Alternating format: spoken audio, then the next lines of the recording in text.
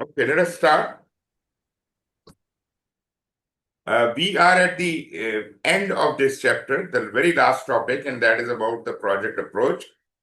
And about project approach, we have been discussing a little bit here and there. We did talk about the three different approaches to do the project, the predictive approach, and the hybrid approach, and the agile approach. Let us dive a little deeper into that.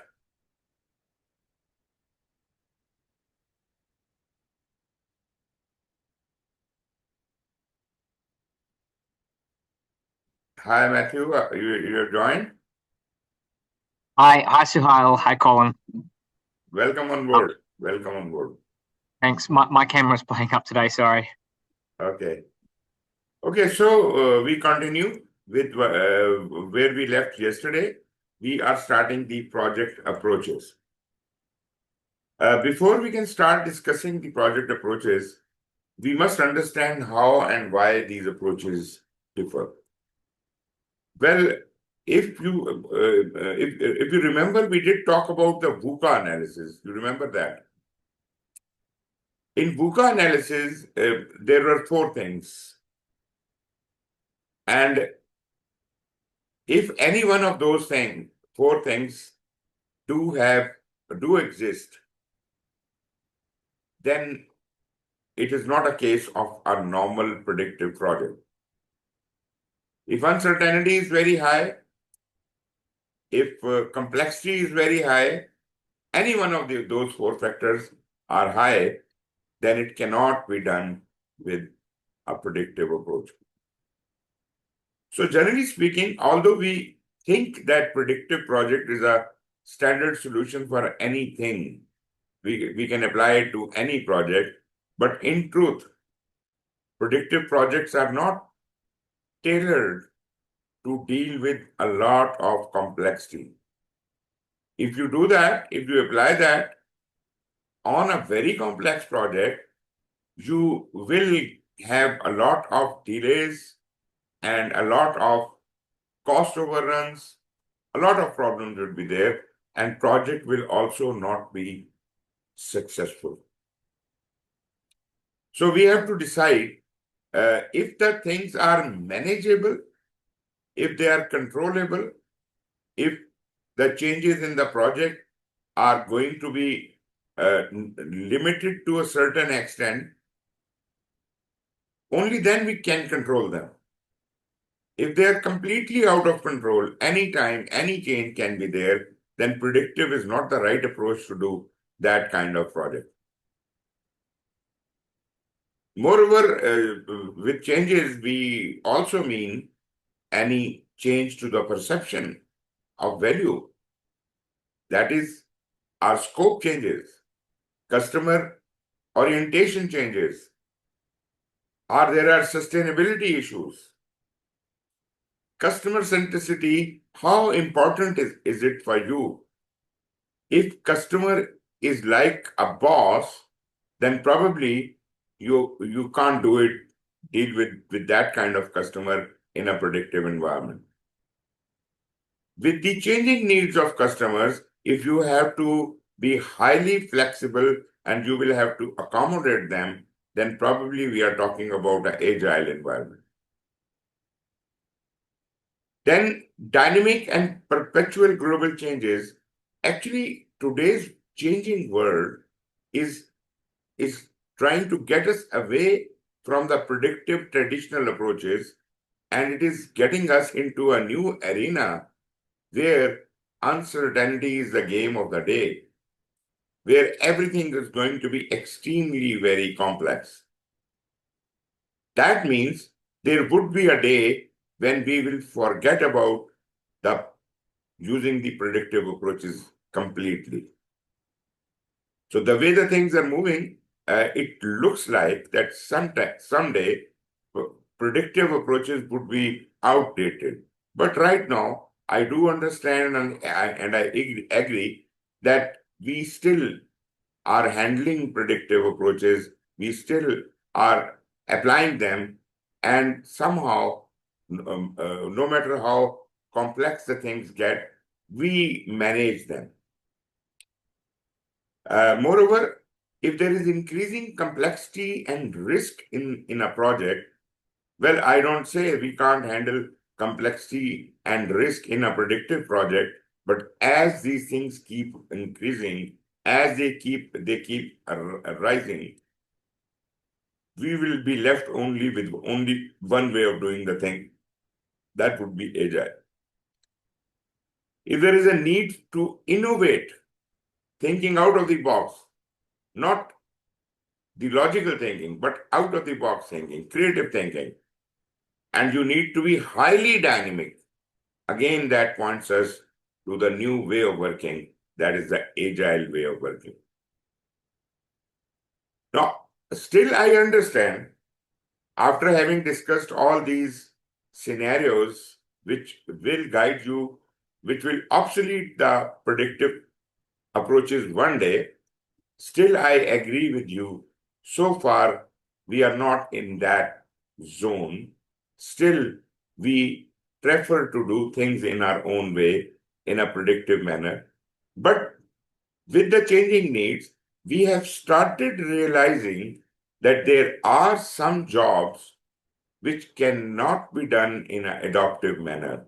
Although the ratio of adaptive approaches is comparatively much lower, but it is rising. Moreover, we do have uh, uh, something in between the two, the predictive and the agile, and that we call a hybrid approach, whether you believe it or not. But in most of the cases, the people who think they are doing predictive project management, they actually are somehow using a hybrid model to accommodate for extremely changing requirements, a lot of uncertainty, complexity, customer centricity, that actually gets them somehow into the world of agile, and the model they are using is a hybrid between the traditional and the agile or adaptive method. That is a hybrid, right? So hybrid, whether we know it or not, whether we call it or not, but most of us are using hybrid methods. I understand in industries like construction, we are broadly predictive in nature. But as I gave you some examples earlier, that in today's world, there are construction needs which are highly changing, which are highly dicey. If you are trying to do them purely in a predictive manner, you might be in a great fix. You might be in a big problem. So you have somehow brought some kind of flexibility in your thinking, though you may be calling it predictive, but you are a kind of a hybrid. Sometimes you skip the rules of predictive and try to make your customer happy. Listen to your customer, deal with complexity, deal with uncertainty, you accommodate creativity and innovation. So that these are the indications that maybe we are 90% predictive, but are around 5, 10, or 15, 20%, we are getting into the world of adaptive. We are somehow, in most of the cases, are a hybrid, and ultimately we would be leading to the adaptive or agile project management. That is my premise for the project management approaches of the future. Now, whatever approach you use, even if you are using a predictive approach, predictive is not a template. Predictive does guide us to do things in certain way, but there is a lot of flexibility even within the predictive project management. You may be doing a predictive project, another person could be doing a predictive project, but your approach might be slightly different from each other. although it is predictive, both are doing the things in a predictive manner, but your approach is different because of the nature of your project. You have to tailor things according to the need of your project. So the development approach, which is predictive in your case, might be you're following the same standards or same rules of the predictive, but there is a possibility of tailoring your predictive approach to the specific project needs and requirements. That is, I'm trying to convince you that we do tailor our projects and tweak them according to our need, even if we are doing a predictive project. Now, this philosophy of tailoring your development approaches does apply to other two approaches as well.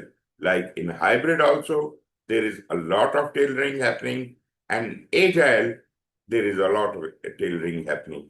But interestingly, the level of tailoring increases grossly as we move ahead into the other approaches. And in agile, we are completely flexible. We can tailor anything and everything. We are just centric on the customer. We are customer centric. As the customer wishes, we tailor things according to them. So we have much more flexibility in our agile project as compared to what we have in our predictive approach. So this is a very good technique. Tailoring is definitely required even when we are in a predictive project. So we must support dynamic work environments. So some level of dynamism does exist even in predictive projects. So we can support that level of dynamism. We discover value delivery requirements early. We try, even in a predictive project, that whatever are the requirements must all be captured early in the life of the project, and maybe the requirements which may surface later, we may make certain accommodation for them, even if we are doing predictive project in shape of change control. And sometimes we see that even the change control mechanism can be softened up if we are expecting too many changes. So our attitude is getting more and more flexible, no matter even if you are doing projects in a predictive manner. Moreover, we start emphasizing more on the close collaboration with the team and the stakeholders, right? It is not something that we are in command of something and we are trying to order the people around. No, we have to be in a close collaboration. So we now understand that collaboration is important, and cohesion and the common understanding, shared understanding of what we are doing, all of these things might be very important. And therefore, we are getting more flexible about the things. Now, by having these tailored development approaches, which can be tailored as your needs can be, so the advantages we can have out of this process of tailoring is it provides better feature or capability assessment, continuous improvement, and quality is possible. So we will get better quality. We would have an opportunity to continuously improve. I do understand all of these things are very much available in predictive, but to a certain limit. So far, what I was talking about was tailoring within an pre-existing development approach. But if you flex your muscles a bit more, you can find out that this tailoring can extend from one development approach to the next and then to the even next one. So while you are tailoring your predictive project, you are slowly and steadily becoming hybrid. you are adopting some practices of Agile. And if you continue this tailoring process, maybe you one day would be completely Agile. So this is something happening in our minds due to the global changes and all, and ultimately our mindset is going to be evolved. And this tailoring can also lead us to a completely agile mindset. Well, while I said that, I must also emphasize that agile mindset is not an agile approach. Agile mindset is an accommodative mindset which starts accommodating the realities of uh, doing the things differently. So if we are having an agile mindset in our organization, meaning we start accommodating that, yes, of course, these things can happen. Customer may be more important, collaboration is more important. There can be a lot of uncertainty. When we start grooming these ideas, maybe we are not practicing adaptive approaches, but we have started our journey on the path towards agile mindset. I suppose you understand that. Moreover, the concept of servant leadership, which I had discussed with you, I told you when I talked about the servant leadership and self-organizing teams that although these two mechanisms are mandatory for the use of adaptive approaches, in Agile, we have to have leaders as servant leaders and team members as self-organizing teams. But as I said before, the concept of servant leadership and self-organization are not invented by Agile, for Agile, or I would say they were invented many decades before Agile was conceived. That essentially means that they are management approaches. And these management approaches were available even before the Agile was invented. So even on a predictive project, if you like, you could have used the servant leadership and self-organizing teams. But that is an option open to you if you are thinking as a predictive project manager. So that is an option. You could be an autocratic leader, you could be a servant leader, you could be a situational leader, you could be a consensus-based leader. Whatever kind of leader you want to be, you have your options open. But when you enter into the domain of Agile, you have no other options available. That becomes mandatory for you to be a servant leader, and your team will have to be self-organizing. The only thing about Agile is that these two management approaches are mandatory to be used if you are Agile. I hope I've clarified this point in quite a bit of detail. Michael, Yeah, are you makes happy with sense. that? Yeah. Okay. So we move ahead. This is a broad differentiation between the three approaches. Top is the predictive, then is agile, and this is the combination of them both.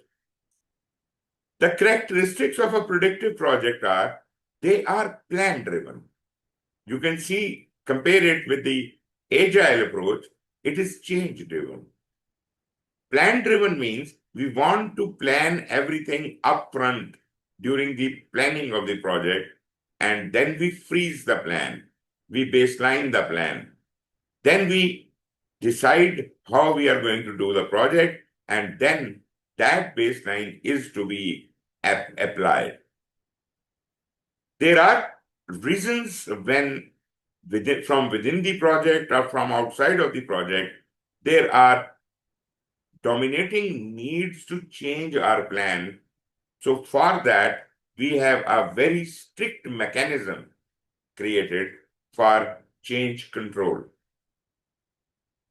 We cannot accommodate any change until it is authorized. So we are plan-centric or plan-driven when we are doing predictive projects. Whereas Agile is the other end of the continuum, and here we are not at all plan-driven, but we are completely change-driven. We are ready to accommodate any new requirement any time during the life of the project. We don't have even a mechanism to plan upfront. We are trained and groomed to plan continuously throughout the life of the project. We keep receiving new requirements, keep accommodating them, and keep changing our plan all the time. And we don't need to have any change control mechanism. No change request is allowed in Agile. Rather, all changes are always welcome. That is a big shift, big difference, because these are 180-degree opposite. One is plan-driven, other is change-driven. Moreover, because we are planning everything upfront, so we have a sequence of actions, a linear sequence of activities in which the things will happen, and we might have divided our project in a couple of phases which occur one after the other. So there is an element of continuity through phases.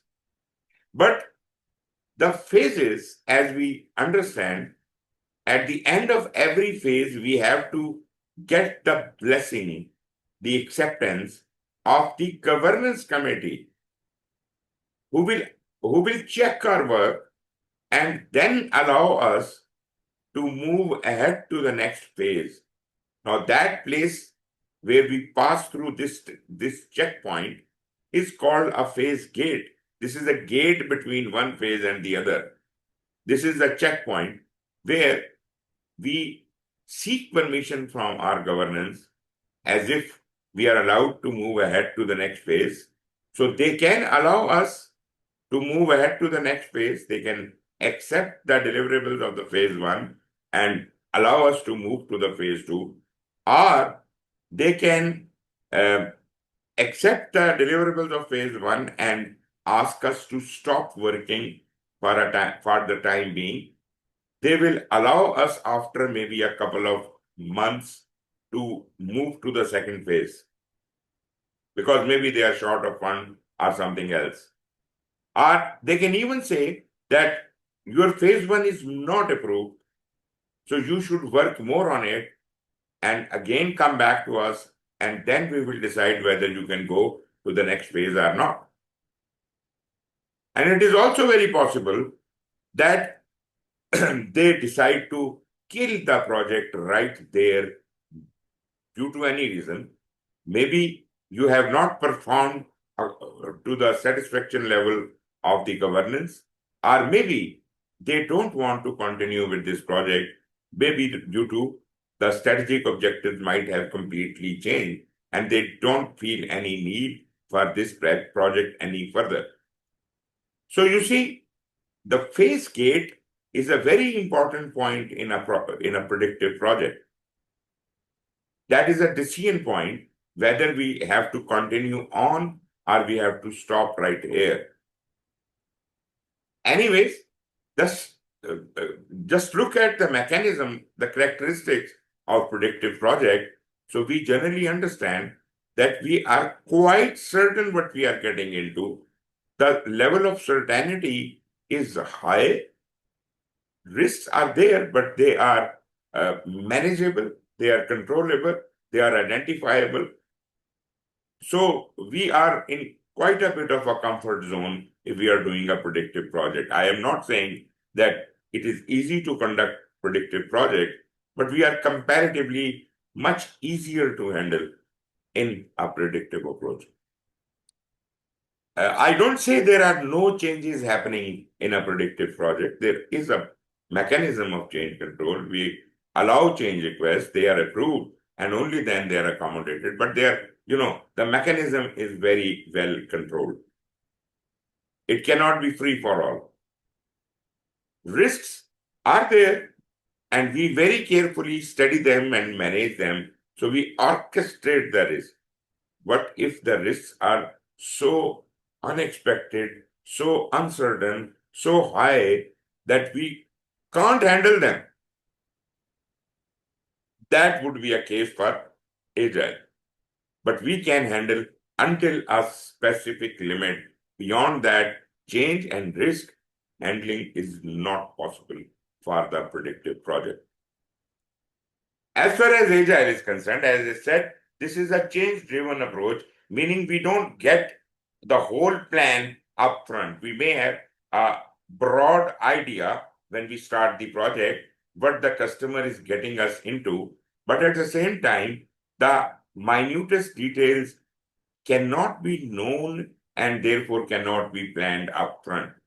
We know a little bit of the needs for the project, and we have to start from there, and we should keep our doors open for further requirements who will keep creeping in, and will keep changing our plan, keep planning those things, and keep completing and delivering them as we go. So there is no change request mechanism. There is no change control. Change is absolutely free. We are completely customer centric.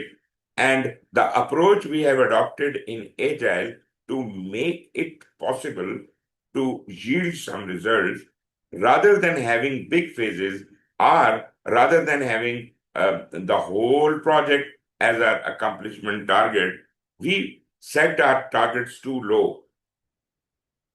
We just work for a very small duration of work.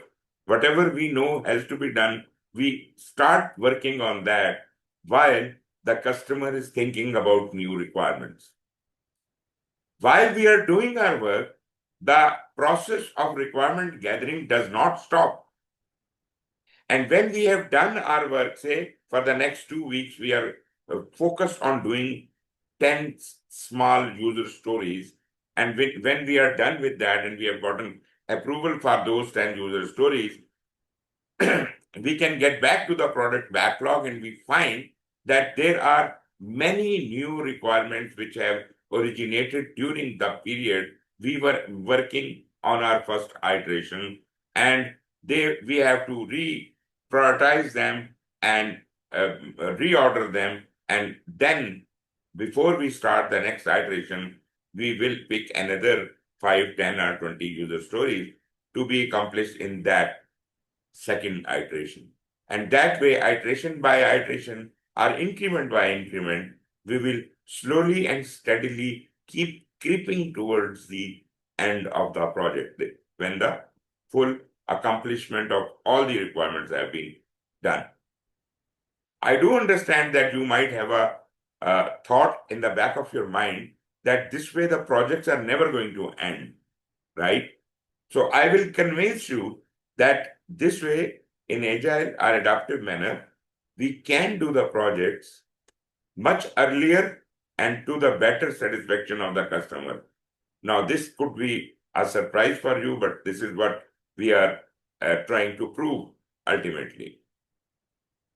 So what we have done is we have broken our work into very small time boxes. Those time boxes could be the size of our iteration. It may be 2 weeks, 1 week, 3 weeks, 4 weeks. So rather than having a 2-year-long project, we are just concentrated on a small time box. Time box is fixed for once. If we have decided that our size of our iteration is going to be 2 weeks, we have to decide that in the beginning of the project. When we have decided that, the size of the time box cadence cannot be revised or changed. It will always be a cycle of 2 weeks, one after the other, and so on. So this will bring out a continuous flow, because what we are going to deliver or produce during one iteration, the amount of work we accomplish in one iteration would be a kind of a scale by which we measure that this is the amount of work we can accomplish in one iteration. So this is going to be our speed forward. We call this philosophy as the team velocity. Team, when establishes its velocity, then we can be comfortable that they can achieve this much in every iteration. This is going to be a continuous flow, and we will be able to sustain our project. Now, if you compare it with a predictive project, you will find that in a predictive project, sometimes we are working very fast, sometimes we are held up with certain problems, sometimes there are time delays, sometimes there are cost issues, sometimes there are other issues. And due to those issues, we are having hiccups. We cannot perform consistently and continuously. And therefore, we take much longer and much costlier the projects are.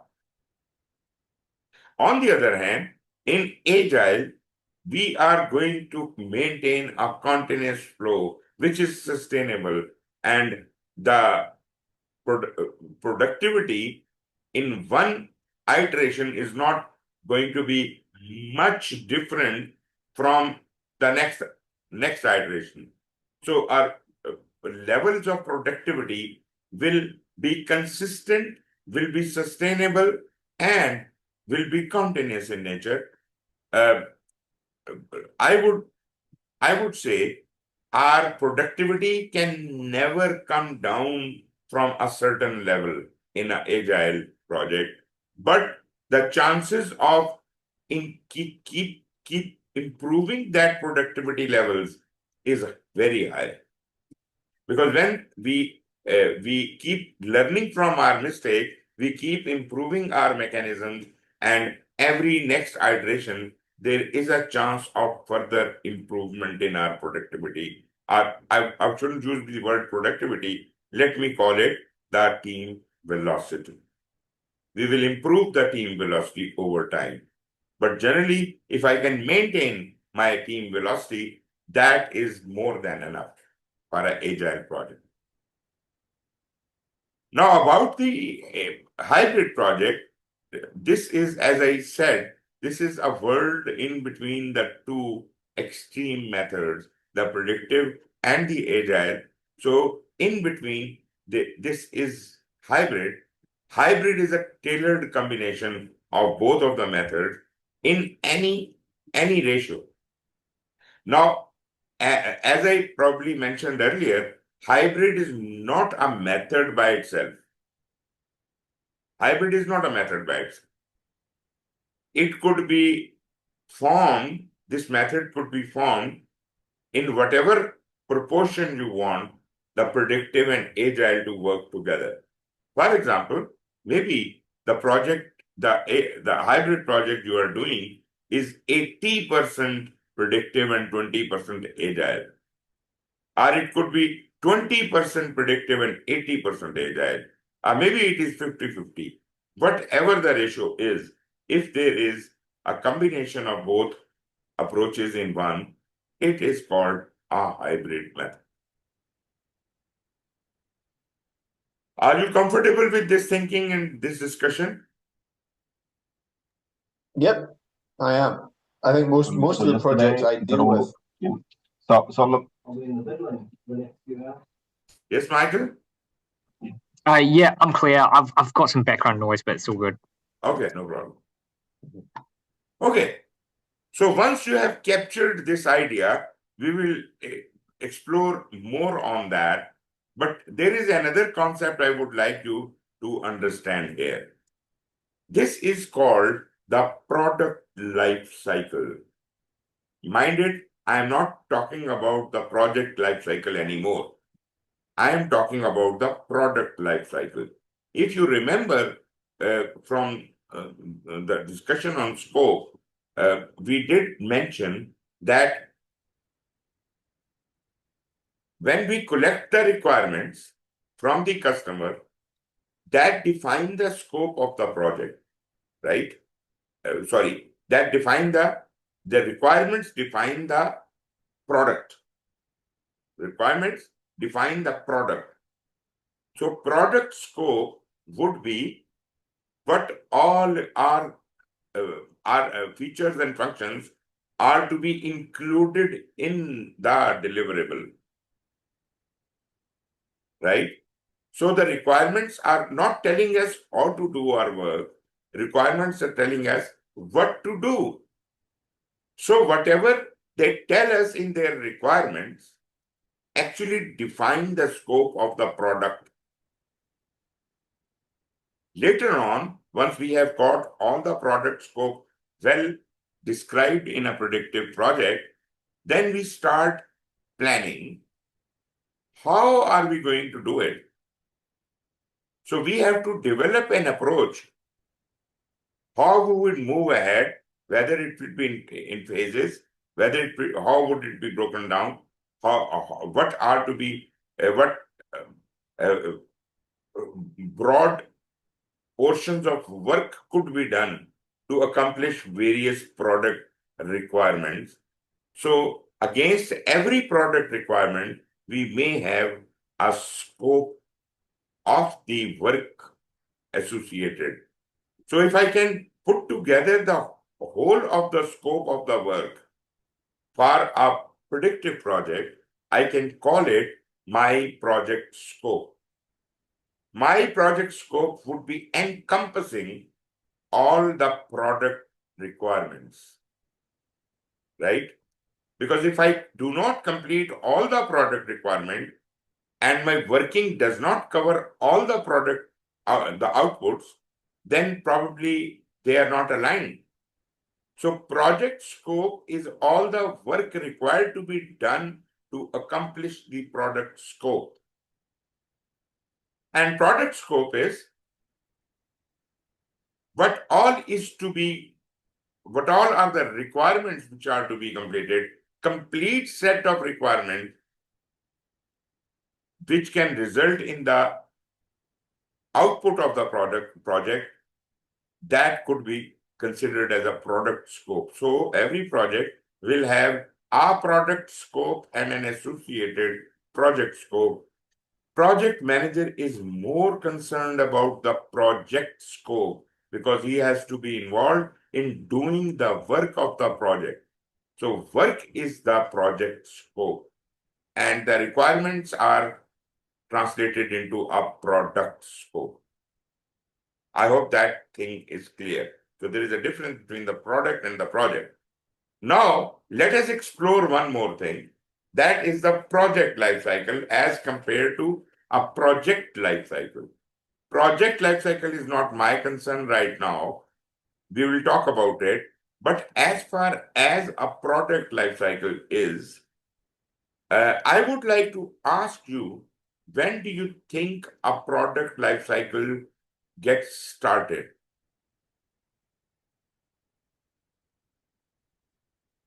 When do a product life cycle get started? What is the starting point of a product life cycle? What is the ending point of a product life cycle?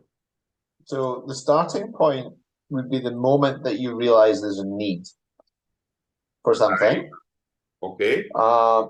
And then the end point would be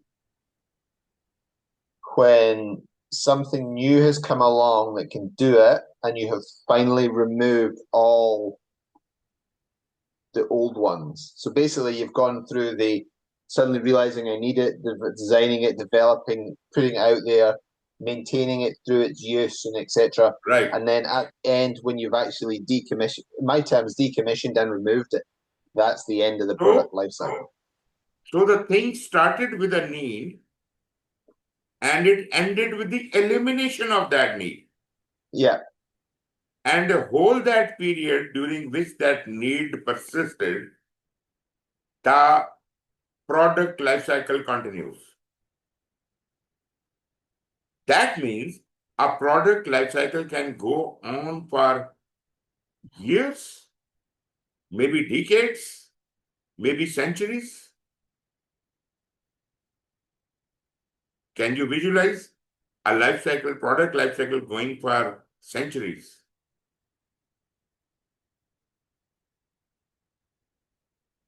Very simple. If there is a product which is prehistoric and it is still being used and its need is still existing, so that is going on for centuries. A good example is the Colosseum in Rome. It was built for circuses, 2,000 years ago. Mm-hmm. But now the purpose of the product has completely changed, and the product is all about tourism and stuff. But there's still a need for the Colosseum. Exactly. And in that journey, you might improve your product requirements over time. So your need gets improved over time, but the product doesn't die. Product exists. You may do another project to improve the product. It may be a prehistoric product, but you are still trying to improve it, and the life goes on until that product is considered no more required by the humanity. That would be the end of that product. That essentially means that the product coming out of a project is not the whole product. That is just a version of the product which is being released at the end of a project. If you look at the product life cycle, it might have started centuries ago, maybe decades ago, and it might have gone through many project life cycles, producing various variations of the product, and the day that product is to be discontinued completely, that would be the point when the product life cycle will come to a complete end. Michael, are you with me on that? Yeah, agreed. So you see that the life cycle shown here for the product, they have divided into 4 phases or 4 parts to the life cycle. Introduction is where the need of that thing arises. So to establish the need, like a guy like a business analyst proves that this project is good enough, right? So maybe that is a small little project of business analysis which actually proves that this need is viable and we should go for it. So this is kind of experimentation going on in introductory phases. And then we have, once we have that idea has been proven that yes, it is definitely a need and it is doable, then we do it for the first time. That is the first project producing output. And then maybe you find out that, okay, whatever we conceive, we may improve it, we may add certain more features into it, and we do another project for that. And this is your growth. When your product is, kind of being explained and defined. Once you have achieved a mark, you enter into the maturity phase when you are, you have been producing that product for quite some time and you are quite sure that what all capabilities could be added to this product has been added. But then once you have reached the level of maturity, there is a need for further projects over time to keep refining the product as per the customer feedback or new market requirements. So based on that, we keep issuing various revisions or versions or models of the same product. But this is every time. Maybe you are like the car manufacturers, they come up with the idea of a specific model and they say, okay, this is going to be Toyota Corolla. and then every year they keep revising the model. So it is a 2024 model, 2025 model, and we don't see an end to it right now.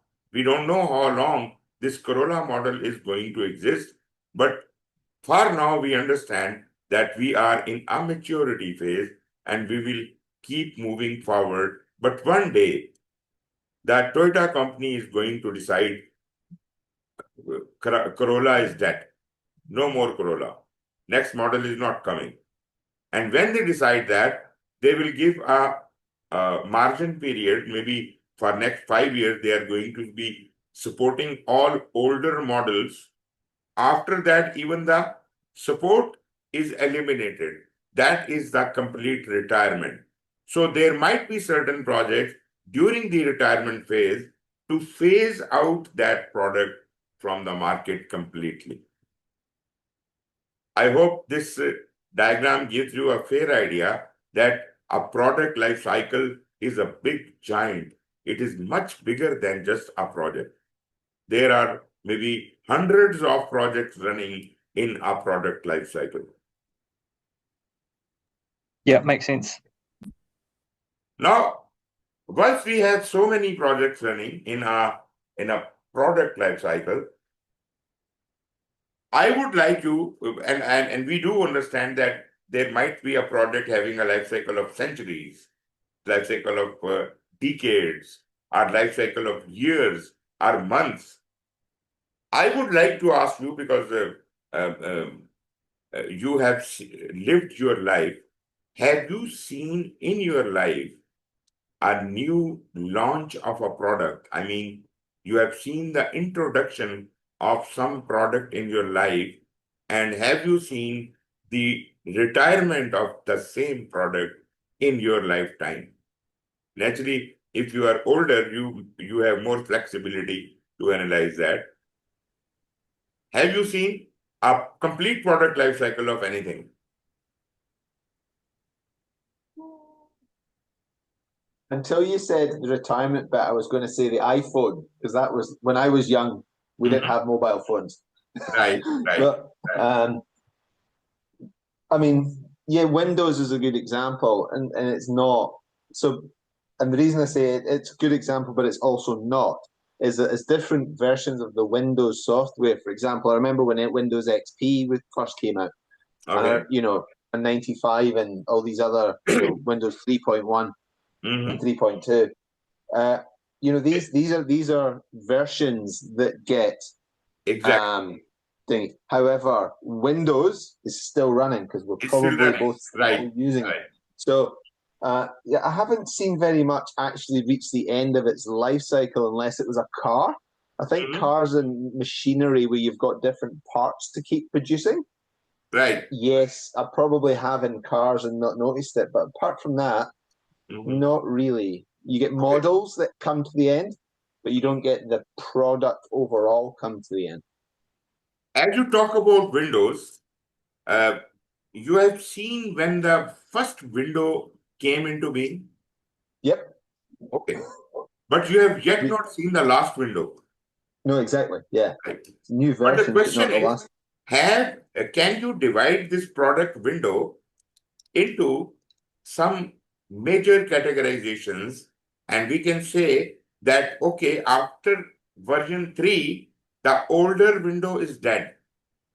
And after that, a new generation of Windows has started, and that also may have a life until some time. And currently, what the window we are having is kind of, going to run. So when they obsoleted 97, Windows 97, when they obsoleted Windows 3.1, that was the end of an era. When they obsoleted 97, that was end of another era because the whole technology had changed.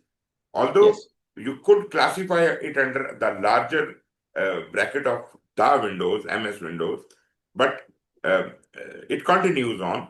And now we are in a completely different era, and there is no doubt about it that maybe there is no Windows in the future. Yeah. I mean, when we stop using Windows and move on to something else, that will be the end of the era. as it Exactly. were. And that's what I'm trying to say is I think the only one I've ever seen really come to the end of an era and actually end a product Mhm. is in certain models of motor vehicle when they've gone, like the company's gone bankrupt. Exactly. Or And you might have seen many ideas which were coined and they were kind of, they retired very soon. They really didn't pick up, right? yeah, And I remember it is back in 1979 in UK, they came up with some very wild ideas which got obsolete very quickly. yeah, For example, they had the created BlackBerry. a egg toaster. They created an egg toaster. It didn't work more than a year or so, but it was a great idea. It was without a bread. The yolk of the egg was dried and sold like biscuits, and those were to be just put into an egg toaster and it would be eatable. It was used for some time. The children used to carry it to their schools, but we have never heard about it because it didn't sustain for long. This was Yep. a great idea, and there were many other great ideas and some very weird ideas which did pick up, which did come to the market, but they immediately or very soon they vanished. Yep. But I'm trying to point out towards something else. Let us not talk about the whole long Windows cycle. Let us talk about some hardware in your computer which used to be there in those old days and you CD drives. can't see them anymore. CD drives, floppy disk drives. Yep, exactly. That is a very good point because when we were using floppy drive, we thought that is the life, that is the end of it. It's not going to be better than that. And one day there were no floppy drive. Then Yeah, I we know. came up with a CD drive, and that was the end of it. But again, we do not have CD drives. Then we came up with DVDs. And trust me, DVD is being phased out, although not completely, but we don't have them. We have got USB, yeah. And USB is also going to be phased out with your cloud computing. And ultimately, the things are changing. So we see the product life cycle of many things, and now we can easily understand the cycle of product. And project is a small bit of it. Project is not, many people say product comes out of the project and then its life starts. That is absolutely wrong. Project is much bigger than the project. It is more holistic an idea. Yes, Michael, are you comfortable with this talk? Yeah, makes sense. Okay. So we do understand that projects and programs are small beans in the larger game of a product life cycle. You may have hundreds of projects in a product life cycle, maybe a couple of programs running one after the other. And under those programs, there could be projects, and ultimately the whole thing goes on and on. It may span years, decades, or it may span uh, smaller times of period, like we said, uh, floppy drive and DVD and CD, all that. These are some examples which we could have seen in our lifetime. Let us think of another product, the lead pencil you are using. Can you trace back the history of lead pencil when it did it first start with the idea? It's more than your lifetime, more than the lifetime of many generations, right? So when the man started writing, the story starts from there. When they invented lead to be used as the first pencil and they created the first pencil, that was when the product life cycle started. And we don't see an end to it even now. We can still go to the market and buy lead pencils. Our kids always use that. Although there might be many improvements to them, but still they are lead pencils, isn't it? So just to, give you a open thinking. So if you are agreed with the concept of product life cycle is larger than the project life cycle, then why don't we center on to the concept of product? Why are we so tied up with the work of the project? That is one big problem with the predictive projects. Predictive projects are not really about the product. They are actually about the work of the project. Although I do understand that we do some product, service, or result out of our predictive project, but at the same time, we are, as a project manager, we are more tuned to the working of the project, and we generally consider that the description of the product and all that is probably the responsibility of the business analyst. We are just the custodians of that. But with Agile, that thinking has also changed. From a project-centric, we have now become, in Agile, we become product-centric because we don't have a sponsor role. The sponsor in Agile is called a product owner. That means he owns the whole product. He interacts with the customer on a continuous basis, and the whole list of work is compiled in the product backlog. The second important thing is, as far as the work of the project is concerned, in Agile, that is exclusively dedicated to the self-organizing cross-functional team. And they are given complete independence. Do whatever you have to do. Nobody is going to force it down your throat. Nobody is going to order you around. These are the requirements. You pick the requirements which you think are of highest priority and start doing them. How much will you work? How are you going to work? All is your decision. Because you are T-shaped people, you are generalizing experts. There is no one better in the market than you to do this job. Therefore, we are not going to question you. So you keep up the speed and we keep up the requirements. So product owner handles the product side of it, and the work side is handled by the team in a fragmented manner. It continues until customer is satisfied. Does that connect the dots? Very nice. Yeah, no, I get that. Mm-hmm. Okay, we have mentioned earlier about what is a roadmap. Or let me use another terminology. What is a timeline? How do you describe a timeline?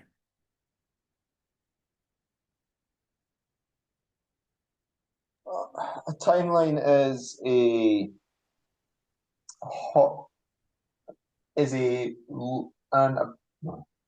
timeline is a list of deliverables and their approximate delivery date. Exactly. I was myself, when I knew what is a timeline, I knew what is a schedule. But first time when I was told to create a timeline of a project, I was totally confused. I'm talking about many decades ago. The very first time when someone asked me to create a timeline, I thought he's trying to tell me to create a schedule of the project. So they were interviewing me for the position of a project manager, and they asked me to create a timeline. And what I did was, from the requirements given to me, I started creating the whole project. I created the whole schedule and sent them all the details, which was covering many pages. They said, "This is not a timeline. This is a schedule you have sent me."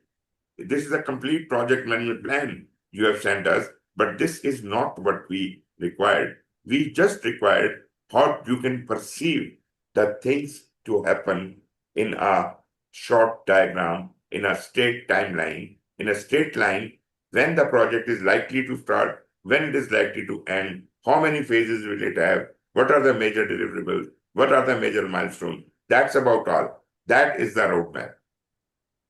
And it should be in one page. Yeah, exactly. This should not should be on one page, rather one line, one straight line. That's what I mean. There Yeah, can it be shouldn't. refinement. There can be refinement. You could kind of build upon it, like you can show phases under it, phase 1, phase 2, phase 3, separately, not on a line, but yes, that is still a roadmap.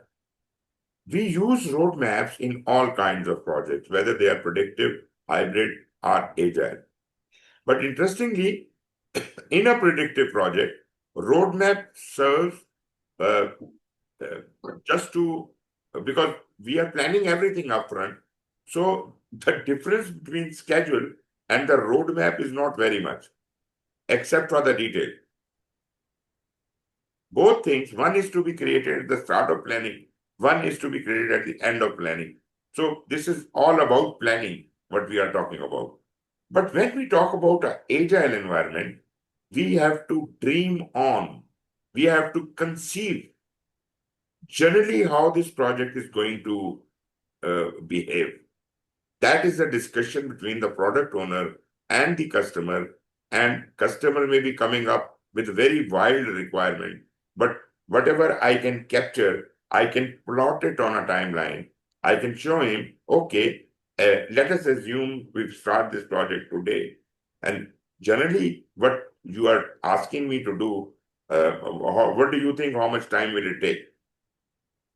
Maybe customer says it may take 6 months. I say, okay, temporarily we assume that it will take 6 months. If it takes 6 months, what are your major targets to be achieved? So just like we used to have phases in our predictive project, here, because we are more product oriented, we are not project oriented. So we will not talk about the phases here, but we will talk about the release points. So on this timeline, when do you want something delivered? Some major item from this project delivered. They say, okay, we want the, just a moment. We want our first major delivery here, the second delivery here, third here, fourth here, and the fifth here. So what they have done is very broadly, not like a predictive life cycle, the timeline or the roadmap of our agile project would be something like this, and they are very approximate dates. They have nothing to do with the facts. So this is just we are brainstorming and we are saying, okay, let us assume this is my first release point, this is my second release point, this is my third release point, fourth release point, and fifth release. And naturally, the first release point, the start of the project is also considered a milestone. On the other hand, when we are talking about a predictive project, we don't think like release points. We think in terms of phases. This is going to be my first phase. This is going to be my second phase. This is going to be my third phase. And this is going to be my fourth phase. And this is going to be my fifth phase. Right? So there is a difference. In a predictive project, we talk in terms of phases, and phase is our hinge point. Whereas in an agile project, we identify the release points, which are actually the same milestones. This is the same milestone.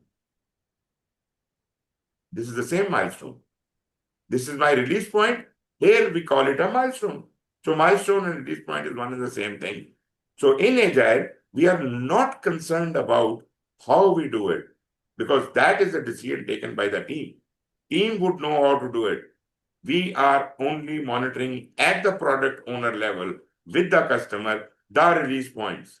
So this is my release point, this is my release point, this is my release point, and this is my release. Right?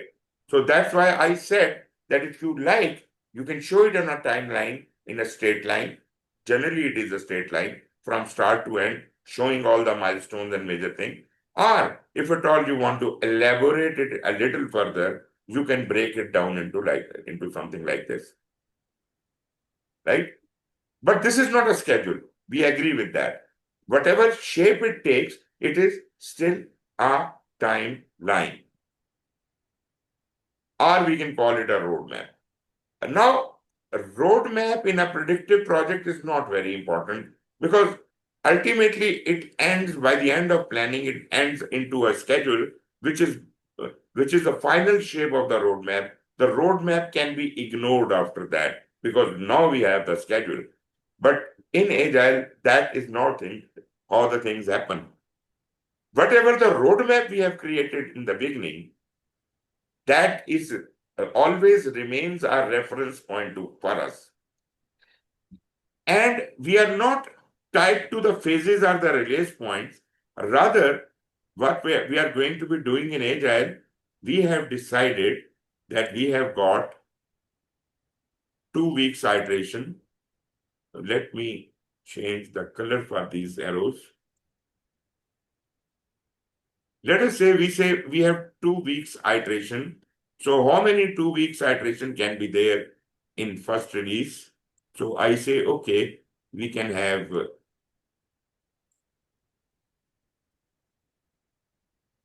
say we can have 5 iterations in the first. Similarly, let me write it down. Maybe we say we could have. No, it is not a must. So we say we could have 5 here and maybe 4 here and maybe 2 here and maybe 8 here and maybe 7 here. Right? So at the time of perception of the project, the release points discussed with the customer may yield that if we keep the size of the iteration to be 2 weeks long, then this project can approximately have these many iterations, approximately, because nothing is final. As we move ahead in the life of the project, new requirements might come in, and the number of iterations and the size of the release and the release points may shift. We are completely flexible in Agile to shift these things, but generally what I understand is I have got 5 plus 4 plus 2 plus 8 plus 7. This is the number of iterations I have. So how many there are? 26 iterations. Yeah. And if each iteration is 2 weeks long, then 2 multiplied by 26 iterations would be 52 weeks, which, I'm sorry, equal to 52 weeks, which is almost a year, yeah? Am I right?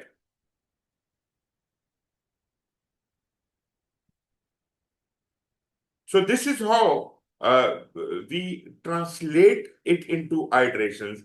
Rather, I have done it in the reverse order, but basically they determine what is the suitable size of an iteration which fits the whole big picture. May it be a 1 week iteration or a 2 week iteration or a 3 week iteration. Whatever they have to decide it once. If they have decided after looking at the roadmap that the iteration size should be 2 weeks, then nobody can change it throughout the agile life cycle. It is not possible that you have been having 2 weeks iteration, but just because you have more tasks to do and to say, okay, let's have a 3-week iteration because we want to do more job. No, that is unfair. That is unethical. That is not ethical from the point of view of agile. We are not centered on how much we will work. We are centered on how much time we will work. So we will define the size of the iteration and then do our major calculations. Now, let us assume we are actually we have started doing the project after having created this roadmap and a product box. Let me create a product box for you, which may look like something like this. This is my product box, and all of my requirements, let us say, these are my requirements. There are, as the customer is telling me these requirements, I keep dropping them inside it, and they are randomly put in the product backlog. Who is populating this product backlog is the product owner. And with whom he is discussing all this? He is discussing with the customer. So customer and the product owner, they negotiate with each other and they keep writing the user stories and keep dropping them into product backlog. Once they have done that, they can again talk about each requirement as if which out of these many requirements is the most important requirement, highest priority requirement from the customer point of view. And by doing that, we start piling those requirements in this manner. The highest requirement, the next requirement, and the next requirement. So the things in the product backlog start getting formed in order of priority in shape of a pile. When we come to do this job, this is where the project team, the agile team, comes to help. They can, as far as the random requirements are concerned, that are done, that is a discussion between the product owner and the customer. But when it comes to prioritization of these requirements, the project team works beside the customer and the product owner. Actually, this is the job of product owner, but team supports it. It helps them to prioritize the requirements. And once it's time for first iteration to start, they will pick up certain number of requirements.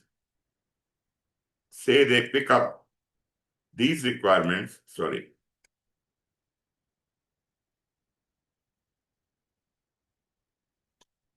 They pick up these 3 requirements to be dealt in the first iteration.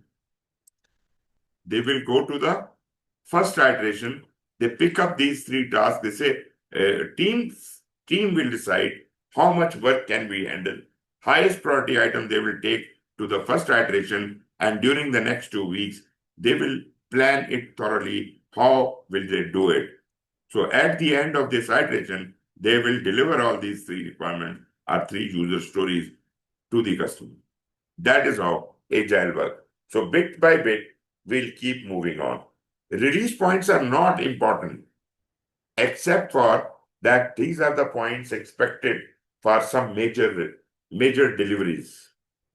Although in an agile project, customer can demand at any point, at the end of any iteration, that I want the physical delivery of the items which I have accepted so far. So the delivery points could occur anywhere. Like we could have a delivery point at this point. We could have a delivery point here. We could have a delivery point here.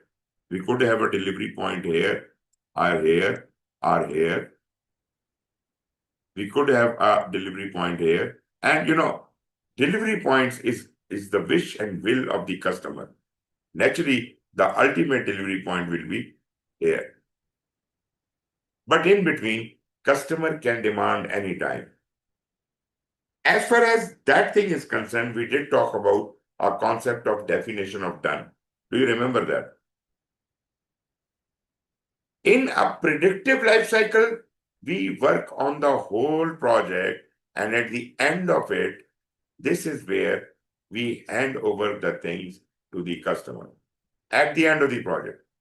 At most, if the delivery has to be broken down, we could deliver in parts at the end of phase 1, at the end of phase 2, at the end of phase 3, at the end of phase 4, or at the end of the whole project, right? But generally, that deliverable is considered to be delivered at the very end of the project, because whatever we deliver in between is not usable by the customer. So we are generally having no contact with the customer while the project is happening. They don't know what we are doing. They can't really see anything. They can't use anything. So they are in the blind. So once the deliverable is complete, we complete the compliance requirement and hand it over. So simple as that. But in Agile, we don't have the requirements. Rather, we have broken down the requirements into these stars. These are the user stories. I have picked up certain user stories, say 5 user stories in this one and 3 in here and whatever. Each iteration will have a couple of user stories handled, right? And at the end of each iteration, that those user stories are being accepted by the customer. I am not saying that they are delivered to the customer, but the user story has been accepted, that the acceptance criteria of this user story is completed, although we don't need it to be handed over to us right now, but we would require after the second iteration to be our delivery point. So deliver whatever you has been accepted so far. So when there is a delivery point coming, because the acceptances has already been done here and here, now before we physically deliver anything to the customer, we have to accomplish the compliance requirements, which in predictive we only do at the end of the project. But here we have to do those compliance requirements right at the point of delivery. And there has to be, in addition to whatever user acceptances we have done, we have to comply with those requirements. And that process is called definition of done. DOD, this is a term dedicated for Agile. Here we do DOD, here we do DOD. All those points where some physical delivery is being given to the customer, we do our definition of done. This is an additional check before a physical deliverable can be handed over to the customer. So far, so good? Yeah, all good. Actually, I did a lot of explanation here, which was not required to be done, but it will help you understand things later. So let us come back to our predictive way. Predictive method is also called a waterfall method. Do you know that? Good. A waterfall model is based on the concept of a waterfall, where a waterfall is flowing downwards from stage to stage. There is no way the water can climb back up. So in a predictive project, we work in that fashion. So there is no way to correct our problems, go back and correct our problems. So we break our project into certain kinds of phases or stages, which we accomplish, complete, and then only we proceed ahead. Like, feasibility is required to be done as we can start the work, design of the project. Design of the project has to be completed as we can start the build of the project, and testing and deployment, and ultimately the closure. So this is a waterfall model. When we have done the feasibility, we enter into design, we can't go back to feasibility. When we have done the design and it has been approved, we move on to the next stage, that is build. From build, we cannot come back to the design. That was a big, big problem. So what they did was, actually this went through many evolutions. So what they did was they created a backward path on the loop. They say, okay, if there is anything wrong with the feasibility, there must be a path which could take us one step back. If there is something wrong with the design, and we realize that in build, we can go back one path and go back and fix the design. And then if there is anything wrong with the build while testing, when we find out, we can go and correct the build, and so on and so forth. So we have this is an improved form of waterfall in which they allowed movement backwards. Maybe they can pump water upwards or something like that. But this thought was very important, that we should be allowed to go back one step to fix the mistakes we have done in the earlier phase. Right? I think that does make sense. No? It makes sense, but as the project manager, it doesn't. It goes against everything I've known because unless it's, for me, it's like if no change unless because it costs money. Right. That's my I problem. actually am telling you the evolution story, how waterfall, we traveled to the next model and next model, and No, ultimately I understand. agile. I understand it, but I'm like going. You're totally right. But as a project manager, I'm like, I yeah, understand. okay. When you go back, you waste time, right? And this is a change request actually. When we go back, it's a change request, and we have to change the plan. We have to add the time for rebuilding or redesigning or whatever. I do fully understand that. But there has to be a mechanism to fix the problems we have committed already. Then, in the software industry, they came up with yet another idea, and that was they removed the backward links. They were all removed. Rather, they came up with another model, which is called a V process model. After the closure, they had this thing parallel to deployment, this thing parallel to testing, this thing parallel to build, this thing parallel to design, and this thing parallel to feasibility. These were what? These were various kinds of tests. You can call it this, the lowest level testing of deployment let us be called as a unit testing. Right? This is more applicable in the world of software industry, but they actually were evolving all these methods. So again, there was a test on everything. That means if the deployment was being tested, we had a way to travel backwards from here to fix the design. If this test catches something wrong, we have a way to travel backward towards this side and this side and this side. So we have provided the backward path to everyone, whereas our forward path, if all the tests are passing, we straight away keep moving ahead and we come to the ultimate end of the project when all the levels are approved. This could be considered as your user acceptance testing at all levels. So this model was called as a V process model. So just to clarify, do each of these unit tests happen at the end of each phase? Like after design, you do a unit test, after build, you do a unit test, and so on?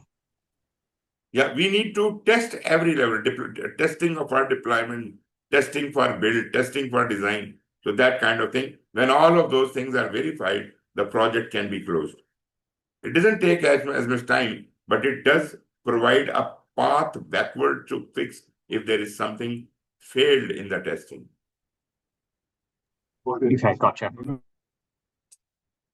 Right.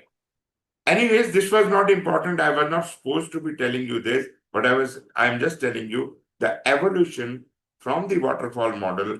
We had these evolutions. And then there was another one, especially in the software industry, that was called a spiral model. How does a spiral model look like? Sorry.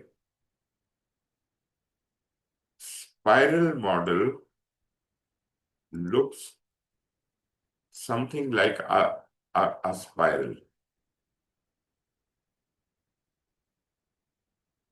Now, the philosophy is, rather than having the one complete circle, we started from this point. Let me put a star here. We started at this, this is our start point of the project. By that point, we would have created some mock-up or understanding document between the customer. So this inner cycle is just for the understanding purposes. Then we get into a kind of a physical model of whatever we are going to construct, and that has to be agreed. And ultimately, we construct the whole building, and then it can be approved by the customer. So we are actually testing every level. We started from here, and in the first cycle, we actually got our understanding vetted, are the drawings created, and then there is a 3D model created, and then the whole project is building is complete. So this kind of model was again used in IT industry, and that was called a spiral model. So we had a waterfall model, we have backward path waterfall model, we had V process model, and we had a spiral model. Now, what is this IT industry trying to do by inventing these different ways? There was a big problem in IT industry, in software development, and that was whatever they were doing was not visible. And people used to take it as granted that we can change anything and they will have to comply. But naturally, we are thinking in a predictive mindset, that was a big backlash on them when customers used to change the requirement. So they used to say that tell us the requirements now and freeze them, and then we will plan, and you will not be allowed to change anything during the life of the project. That was the main concern. Initially, in software industry, this approach was not really accepted by the customer. No matter, we started working in a predictive manner in the software industry, but that was not comfortable to the customer because customer was having wild ideas. Now, why I'm telling you all this story? Because Agile took birth in the software industry ultimately. And later on, the whole world realized that this is going to happen to us as well. And they started absorbing. Previously, it was thought Agile is only for the software industry. Now, we understand there are many research and papers written on it. Even constructions can be done in an Agile manner. But to make the things comfortable, they have created a middle level, which is called a hybrid. So hybrid is a middle way. You could be partially agile, you could be partially predictive, but at least the myth of a pure predictive method has now been broken. Okay, moving on. I think we should have a break. We didn't have a break for quite some time. So let us have a break for 15 minutes. Is okay with you? Yeah, that's cool. Yeah, I'm good with that. Okay, we have a break for 15 minutes. See you again in 15 minutes. Cool.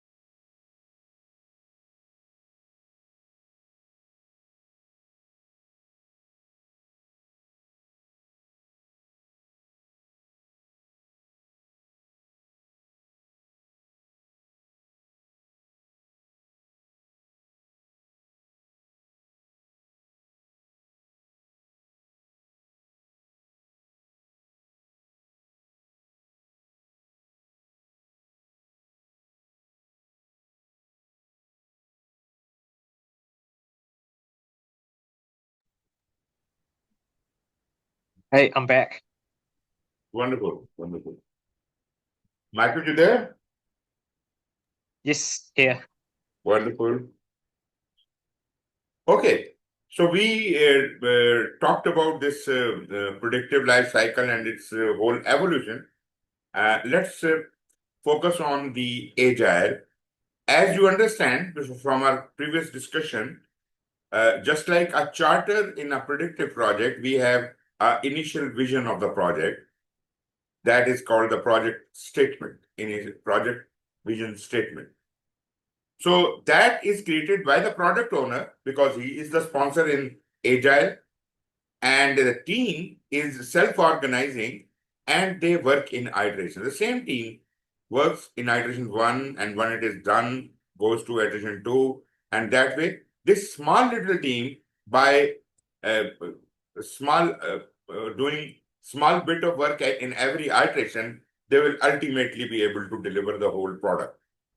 Well, I did give you uh, an opportunity of having more than one teams also. That is called a scaled agile, where multiple teams are working on the same project.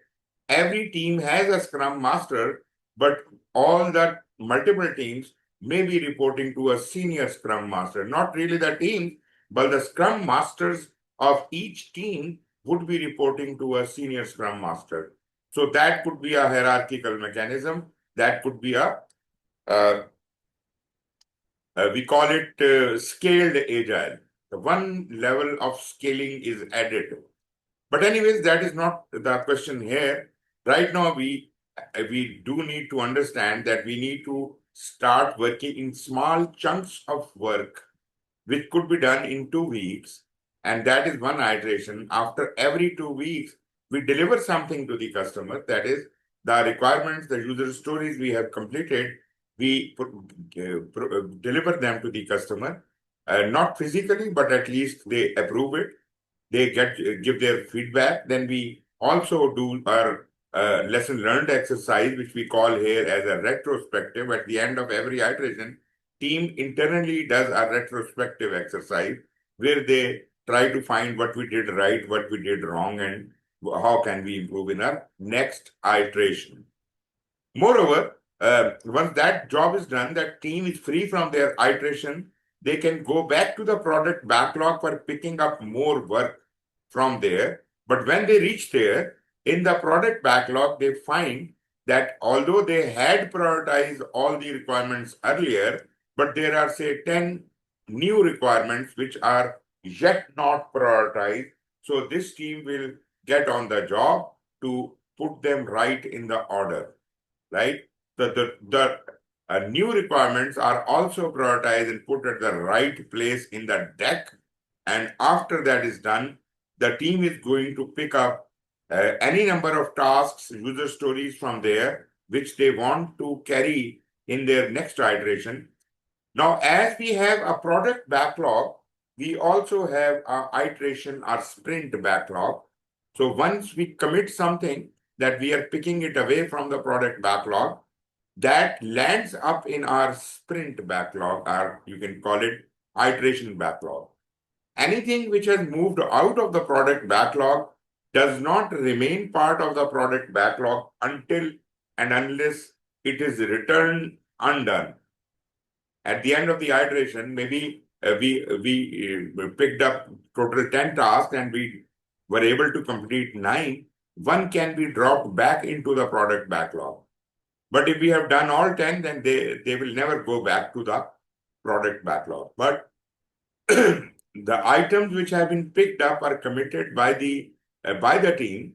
The product owner will commit them, and he will remove them from the product backlog for this iteration.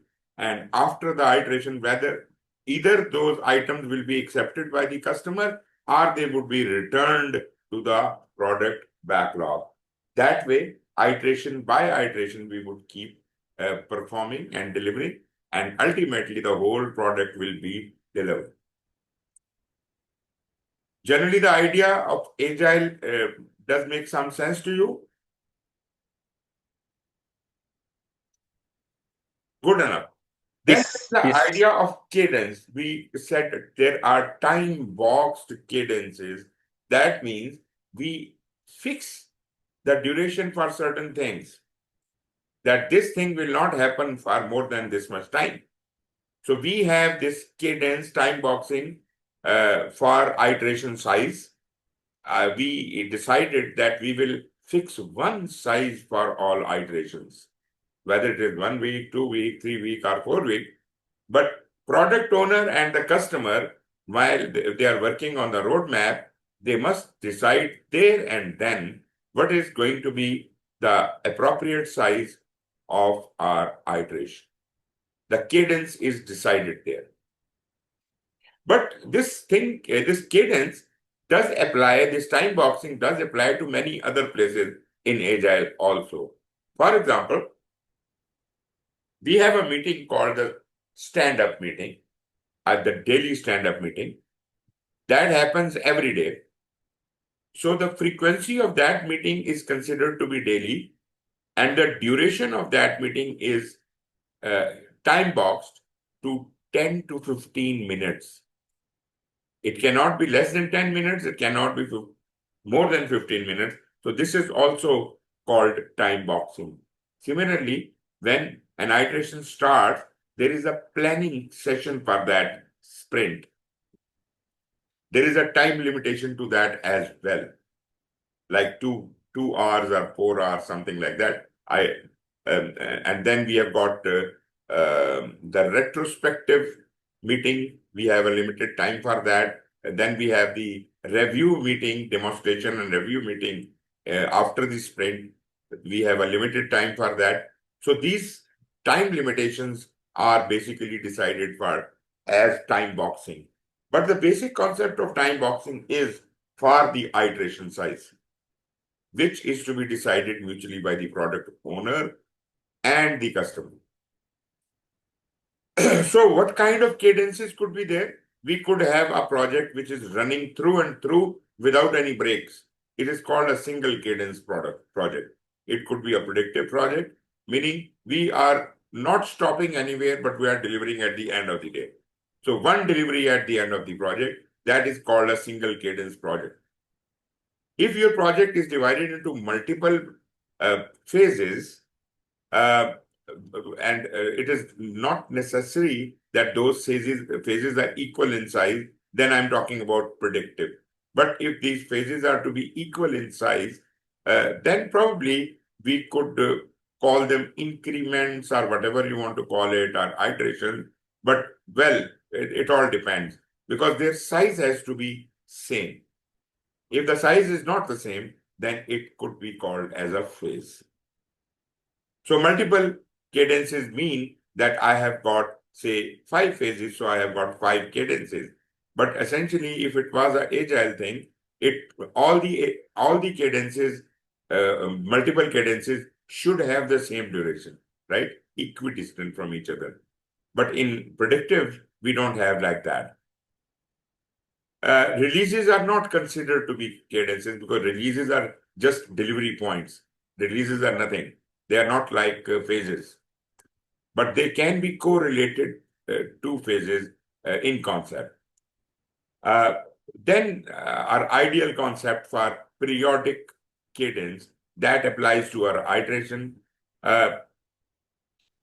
We could have that delivery point or the acceptance point at a predefined interval. Say we have decided our iteration is going to be 2 weeks long. At the end of every 2 weeks, we will have a meeting with the customer, get their approval, submit our work, and move on to the next iteration. And this cycle goes on and on until the project is finished. That is why it is called periodic cadences.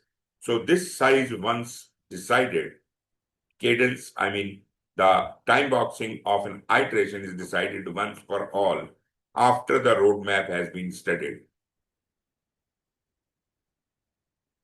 So far, so good. Yep, I get it. Now, a little deeper dive into the agile working. Although it is not a very fantastic diagram, it doesn't talk about all the details. but generally it covers it all. Initial vision statement was our charter. In Agile, we call our project charter as a project vision statement. Who created that? The sponsor. Who is the sponsor here? The product owner. I hope you are catching up on that. There are terminologies might be different, but here the sponsor is in Agile, purely in Agile. Because if it was a hybrid, then we would have a sponsor as well as a product owner. But in Agile, we don't have a sponsor. The sponsor is the product owner. Anyways, so he creates a vision statement. His statement is the vision statement is good for the team members as well as the stakeholders.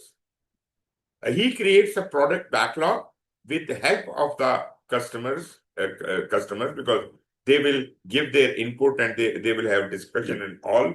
So all the things are put into this box, the product backlog, right? These are all the requirements which are in shape of small parts of requirements called user stories. User story is not the whole requirement. A requirement or a function could be represented by more than one user story. Maybe 10 user stories are representing one requirement, right?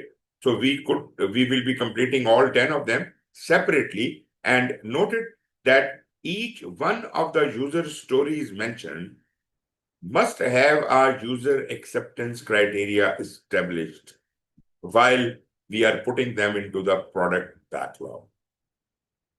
Once as many user stories are available, have been populated into the product backlog, because it cannot be possible that all the requirements can be received upfront, because it is agile. Requirements are going to keep coming in. So product backlog mouth is open. It can keep receiving more requirements all the time, whether the iteration is going on.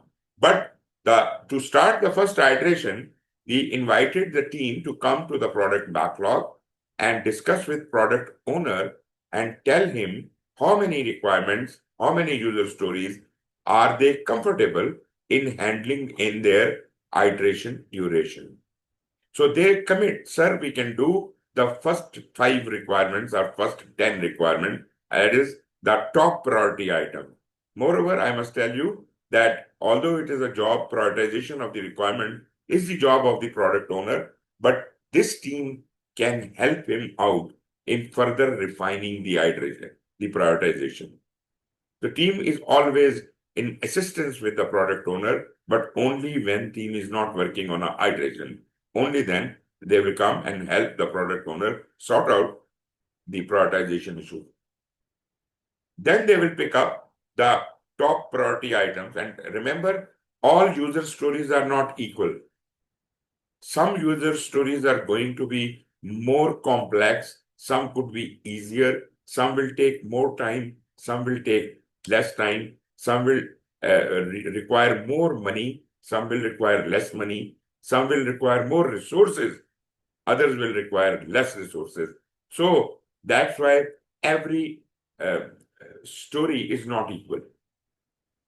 That means every story cannot be done in the same amount of time. I mean, naturally, they are small enough, and we can do 5 to 10 stories maybe in 2 weeks. But that means some stories may take a little less time, some take more time, some take less money, some take more money. So we don't want to calculate the time, cost, and money and resources. We want to establish a new mechanism by which we assess the level of difficulty of handling a user story. So in addition to the prioritization of user stories, the team does another good job, and that is they assign the level of difficulty to each user story, right? So they will say, okay, the list is already prioritized. First user story, the level of difficulty assigned is 10. They say the team decides how much can we handle in this one iteration. We are 10 people. If every person can handle around approximately 5 story points, then we can handle 50. So the first story was 10 story points. They say, okay, no matter how difficult it is, we can do it.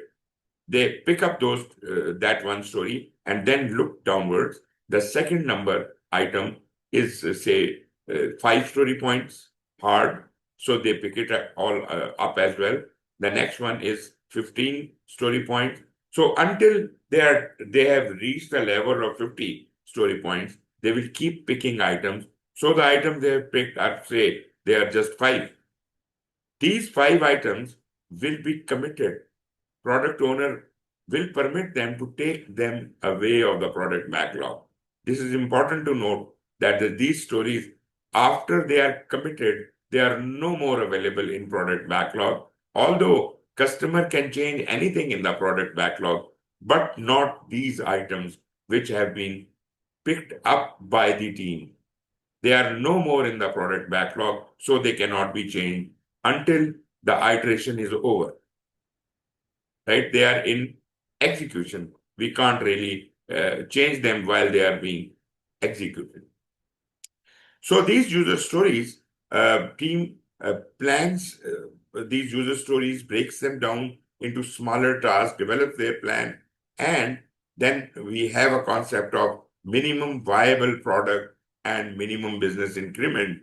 Minimum viable product is more like a drawing, design, or a mock-up, but MBI is something which could be usable for the customer. When we deliver a minimum business increment, maybe in the middle of the project somewhere, they can start using that thing. For example, we are developing a software and the website is yet not complete and the databases are yet not populated, but they can start receiving registrations on their website because this is something which is a minimum business increment. There is some work being done on it. I mean, that is open to public. So things which can be open to public and the business starts enjoying perks of that while the project is going on, these are called minimum business increments. And the mock-ups or demonstrations are something presented to the customer for further approval and design. That is the minimum viable product. So team converts these user stories into minimum viable products, keep delivering it to the customer, showing them the mock-up, and if they approve it, naturally, we would have a plan to proceed ahead in the next iteration. Anyways, whatever the customer feedback is, we incorporate that feedback and maybe we correct that problem if we still have time. But if the iteration time is over, we will not go back in cycle. Yes, one thing we can do, if we are done with all the 5 iterations before the end time of the iteration of the sprint, say the iteration was 2 weeks long and we are done in say 7 days. So we have time left. So we can't close the iteration because iteration time is fixed. So we have to go back to the product owner and pick up 1 or 2 more items which we can complete in the remaining duration of the iteration. Similarly, if we picked up 5 items initially and we are almost done with them, but we are not completely done, we have completely completed 4 items and the 5th item is 90% complete. So we can't request that we could be given 1 or 2 days more, or our iteration could be extended in time. It is also not possible. The item which is not complete, the general rule is we will have to consider it undone and it will go back to the product backlog and will be handled in the next iteration if required. So we can't change the size of an iteration, neither reduce it nor increase it. So what we did was, in the first case, we were supposed to do 5, but because we did all things earlier, so we picked up 2 more items and we ended up doing 7 items, 7 user stories. In the second case, we picked up 5 items, but we could not complete the 5th one. So we delivered the 4 items, but 1 item goes back to the product backlog. This is how it works. So when we are interacting with the customer may decide, no, it's very interesting. Customer may decide that something which is not being accepted was even not viable, and therefore he would say, uh, I want to delete it from the product backlog. It should not go back to the product backlog. That could be one of the options. That is kind of an amendment to the product backlog. But they could come up with new ideas, new requirement, and they can send them to the product backlog, which we will not entertain in this iteration because this iteration is almost done. So we will add them in the product backlog, the new requirement, new user stories, and they will be prioritized and dealt with in the next iteration. If they are at the top of the list, they will be picked up. Now, if there is something physical to be delivered, as far as the user acceptance is concerned, when we deliver to the customer signs it off, job is done. These 5 user stories have been accepted by the customer on paper. But if customer requires us to hand over that physical deliverable which was produced during that iteration, he can request that. And in that case, we will have to do an additional step. And that is to comply with all the quality requirements and other requirements of the company before we deliver. That is called definition of done, which term is only applicable to agile project. It is not there in predictive project because there we only do the user acceptance when the definition of done, I mean, the compliance requirements are completely met.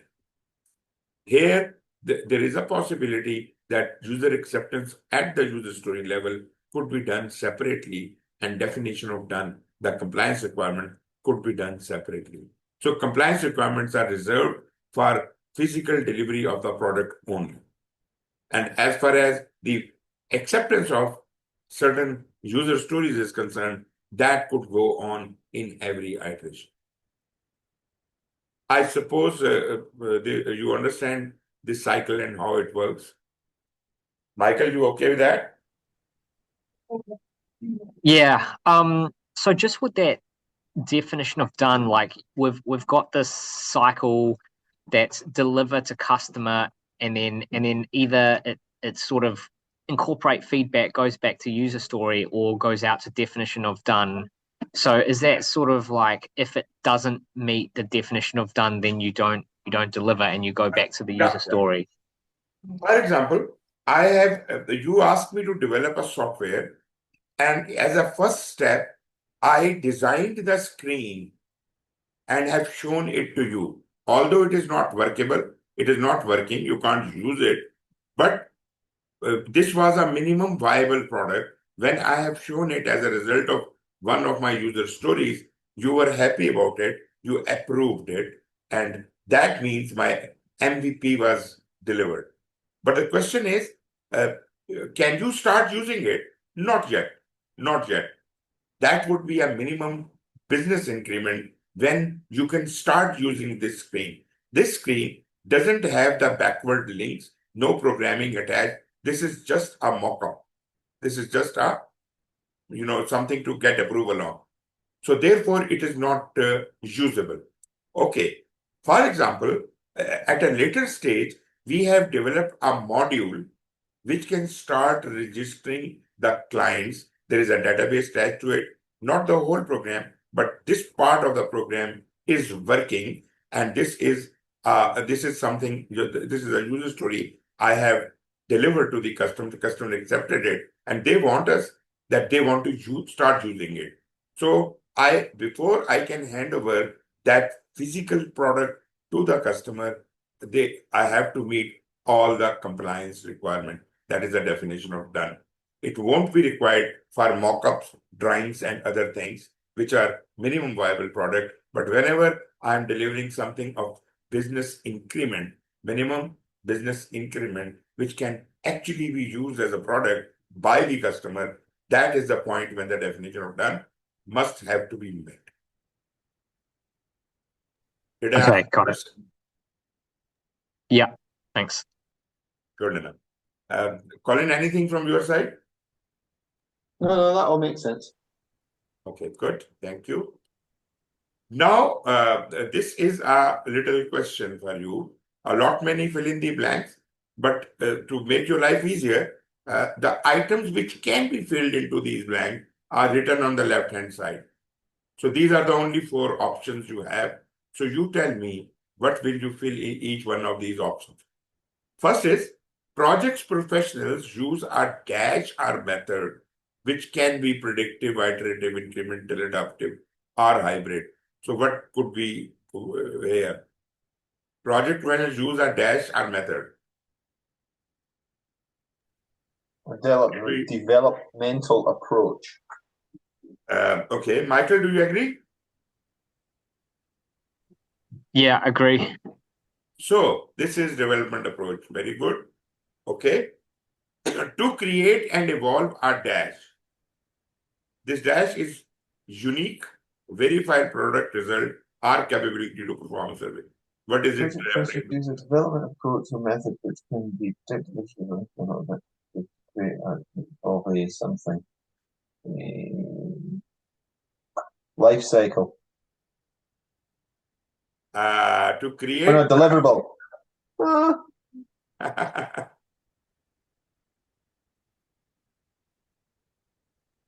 I think it's a deliverable. So, Colin, why are you confused about it? I looked at it and thought. I looked at it and thought, because I think bigger. When I look at it, I think, it's the life cycle of a project, and I work in life cycles. That's all. Okay, deliverable. Yeah. A project passes through a series of logically related activities called Phases. stages. Is not an option here. Phases. Yeah, phases. Phases. Yeah. You said stages or phases? I said phases. Phases. Okay. You are right. So that is from its start to the completion. This entire process is called a life cycle. Now it is a life cycle. And what could be here? Acceptance of a dash is required to complete a process phase or object. Deliverable. Very nice. Very nice. So this was easy. This was not really very difficult. But at least all the concepts we have just talked about, they have been tested. Okay, as far as the hybrid life cycle and the development approach is concerned, this is nothing. This is not a particular approach by itself. This is just a marrying up of 2 extremes. This is an example of tailoring between the 2. So it is accomplished by tailoring. It combines adaptive and predictive life cycles, or you can call them the development approaches. It is useful when requirements are uncertain or risky, meaning in between, like not very certain, not very uncertain, but in between. Not very risky, not completely unrisky. So this is the middle situation. I think where you can't handle things easily by predictive, you may tend to move towards a hybrid. If the complexity increases from the predictivity point of view, you still want to retain certain predictive practices, but you want to also adopt some of the agile practices. That is where you start using hybrid. So this is also useful when deliverables can be modularized. Like probably I mentioned it, modular construction in construction industry, that is now a valid term being used. Modular construction. Like you are constructing buildings like Lego pieces. Those Lego pieces are already prepared elsewhere. They are ready to use. You just pick them up with a crane and fit them into the slot, and there they are. So modular construction is one of the techniques. And naturally, modularization is a concept which is more close to agile or hybrid. So it also useful when deliverables can be modularized or when deliverables can be developed by different project teams. And when I talk about different project teams from agile point of view, I would call it scaling, scaled agile. When various agile teams, various scrum masters are reporting to a senior scrum master, this is a level up, scaling up. And there can even be a further scaling level that all the senior scrum masters may be reporting to a chief scrum master. Uh, Actually, these terms are just invented. Basically, the basic level is called Scrum. The next higher level is called Scrum of Scrum. Next higher level is called Scrum of Scrum of Scrum. This is the actual names, but we have amended those names to to be easy on your tongue. So Scrum Master, Senior Scrum Master, Chief Scrum Master, you can invent any names for your organization. Usually, people who are using Agile, they just work at the lowest level, Scrum Master. So they don't need to bother about anything. But in complicated project, we can have coordination at Senior and Chief Scrum Master level, right? Uh, this is important to understand because whenever we talk about agile, people say this is only for software industry. Wrong. This is not only for software industry. Second, they say this is only for small projects. Only 10 people are working here. Again, wrong. Agile is not only for very small projects. I know of Google who were doing a project, a agile project, with more than 5,000 people in it. Single agile project with 5,000 people. So there is no limit in agile, but the only limit is a single team can be of 10 people, around 10 people. But you can have multiple teams. You could employ your teams in parallel. Maybe you employ 20 teams in parallel, and they all have their scrum masters and their product owners, but these scrum masters are actually coordinating with the senior scrum master. And there could be more than one scrum master. Maybe there are 10 different scrum masters, senior scrum masters. So that means 10 multiplied by 20, there are 200 people in this level. If you increase our level, maybe there are 3 senior scrum masters reporting to a chief scrum master, then it is multiplied by 3. Right? So that way, even very complex projects, very large projects, could also be conducted through Agile. Rather, I would say Agile makes it easier. If you are doing these things in a predictive manner, there is a lot many problems of coordination and communication and collaboration. Here, every team is totally collaborative. Every team is fully, cross-functional, and they are what you call it. They have the power to decide, so they don't have any problems there. So for very complex situations, this agile comes to the rescue. But anyways, here we are talking about that you can adopt hybrid when you are modular. And in a hybrid approach, you can easily either adopt an iterative or incremental development. There is a slight difference between iterative and incremental, as probably I mentioned earlier.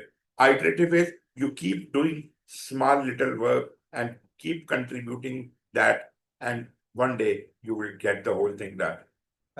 Incremental is that you make the whole idea, then start filling the colors in it and keep adding the paint to it, and ultimately increment by increment, the canvas starts shaping up into a masterpiece. That is incremental. Iterative is I just do 1 square inch piece of the painting in the first iteration, then the second square inch, but every square inch is a complete painting by itself of just one square inch. So maybe I do 100 iterations to complete the whole painting. It is just like the modern printers, the computer printers, which start printing from one end and keep, doing that in small increments until the whole painting is completed, right? Anyways, hybrid project approaches, examples could be you can use agile and iterative practices within a predictive framework. Naturally, you are predominantly predictive, but you are adopting some agile practices, maybe 5%, 10%, but you are primarily predictive. But if you are even doing that, a little bit of joining with the agile, you are hybrid. Use predictive artifacts and processes within an adaptive life cycle. That also makes you hybrid. Or maybe at the business analysis level, the analyst, the techniques they use, they assist with requirements management, and they have suggested these jobs can be done in a hybrid. New tools help identify complex elements in project.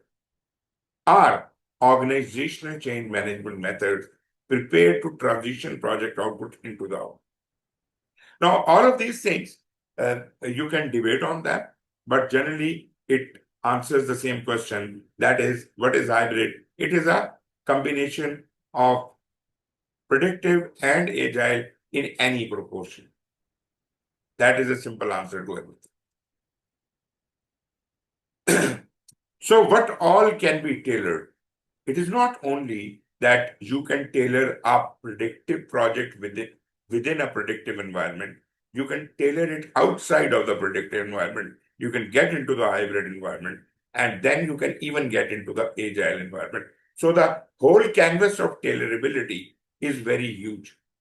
But there is a lot of space to tailor within our domain or within a life cycle. You can do a lot of tailoring within predictive. You can even move towards hybrid, adopt some of the agile practices. Maybe you can ultimately move towards complete agility. So many things within this simple method could be adopted. Your life cycle can be tailored. Your development approach can be tailored. Your way of working or way of thinking can be tailored. Your knowledge management methods can be changed.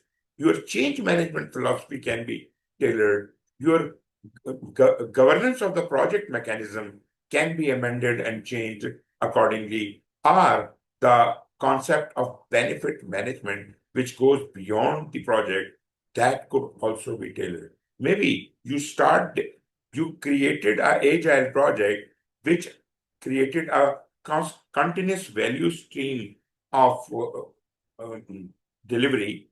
So that could be ultimately resulting in the benefit management in an agile manner. So that becomes a norm then. But anyways, you must understand, when we are talking about tailoring in project management, we are talking about many changes. It is not only about predictive to agile. It could be within predictive, it could be within agile, it could be hybrid, it could be anything. So these are all things which can be tailored in one way or the other. So development approaches, when you are trying to adopt our development approach, you are going to decide. And I tell you, this is really a good custom now, if you can adopt this, that before you take on a project, please take some time out and try to decide which approach fits you well. Maybe if you do a little analysis, like the VUCA analysis, like other analysis which I've told you, like the spider web diagram and other things, you may understand right from the beginning that this project doesn't fit into the big picture of a predictive project, and you could straight away plan it in an agile manner. So deliverable type and the development approach influence the number of cadences for the project delivery. There are many things which will become visible to you, and you could easily say that this project can best be done in this manner, right? Rather than having a fixed idea, everything can be done in a predictive manner. So now you are capable of thinking, oh, there could be other ways. Why should I not be considering that? Right? So when you are selecting your approach, your mind must be open. You must have a kind of a revolutionary mindset, amendment mindset, agile mindset. The development approach and the desired delivery cadence determine the project lifecycle and its phases. Like, if you want small iterations delivering consistently, it must be agile. If you don't want that, and maybe it is more suitable to work in phases and in predictive manner, maybe something in between in a hybrid manner. So these are some of the questions you should ask yourself before you are starting, you have decided on the approach. For example, how much unplanned work is there in this project? Meaning, if it was a predictive project, nothing would be unplanned because everything would have been conceived and planned. But if you think that everything could not be planned and it is being left out, does it not open the doors for agility in times to come? Should we not be working on that kind of a roadmap with releases and iterations? Maybe just a thought-provoking idea. How does a team prefer to work? Now, this is probably a very good reason why you should stick to predictive. Your team is not convinced that things can be done in an agile manner. You can't force it down their throat. The team is tuned to work in a predictive manner. Let them work on the predictive manner. But at the same time, try to keep educating them on new trends and try to convince them as if their future decisions are influenced. But if your team, you do have a team which can do best in a predictive fashion, go for it. Maybe you have a very well-trained agile team, but remember, that doesn't mean that every project should be done now in an agile manner because you have a good agile team. You have to see the requirement of the project. If there is no uncertainty, there is very little risk, still we should either do it in a hybrid manner or a predictive. This could not be a sufficient reason that we have got an agile team. So everything should be done in an agile. That is right, not right. Okay, what cadence suits you? As I said, if we have to work in very small cadences, so maybe we are going for agile. But if the cadences may not be of equal size, they could be very large. So I can do it in predictive, no problem at all. I can handle it through our phase mechanism. What does the customer want? That is important.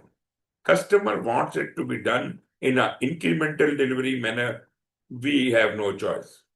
It is the wish and will of the customer. So is incremental value delivery even important to them? If it is not important, forget about it. But if they are asking for it, then probably predictive can't handle it. Then look at what is our schedule. Do we want a steadier building approach or a faster pace? If you want a steadier building approach, you are going for predictive. Because a little bit changes, plan changes, Gantt chart also is slightly tweaked over the time. So it is a steadier building approach, the predictive one. But in Agile, we just race on. It is like a marathon. We don't know the full requirement, but we are running. We are running fast enough. So it is a faster approach. Look at how much risk appetite or threshold you have in your organization. That will also determine how much can you undertake. I mean, should it be done through a predictive way or a agile way? Trust me, agile teams have great capacity to handle this. Right now, the risks which are major in a predictive project, they are toys in agile project. They are just treated as toys. They are not considered as risk at all. So yes, that depends upon the risk appetite. If you have a huge risk appetite, you can have a big heart, and you can go for agile. If you don't have a very good appetite, probably predictive works fine for you. And do you think that working in small iterations or sprints can be helpful? I'm not talking about any goods or bads about it. I'm just saying, do you like it? Do your team like the idea of a sprint? If they do, that could also be a dictating factor. Why should we not try it?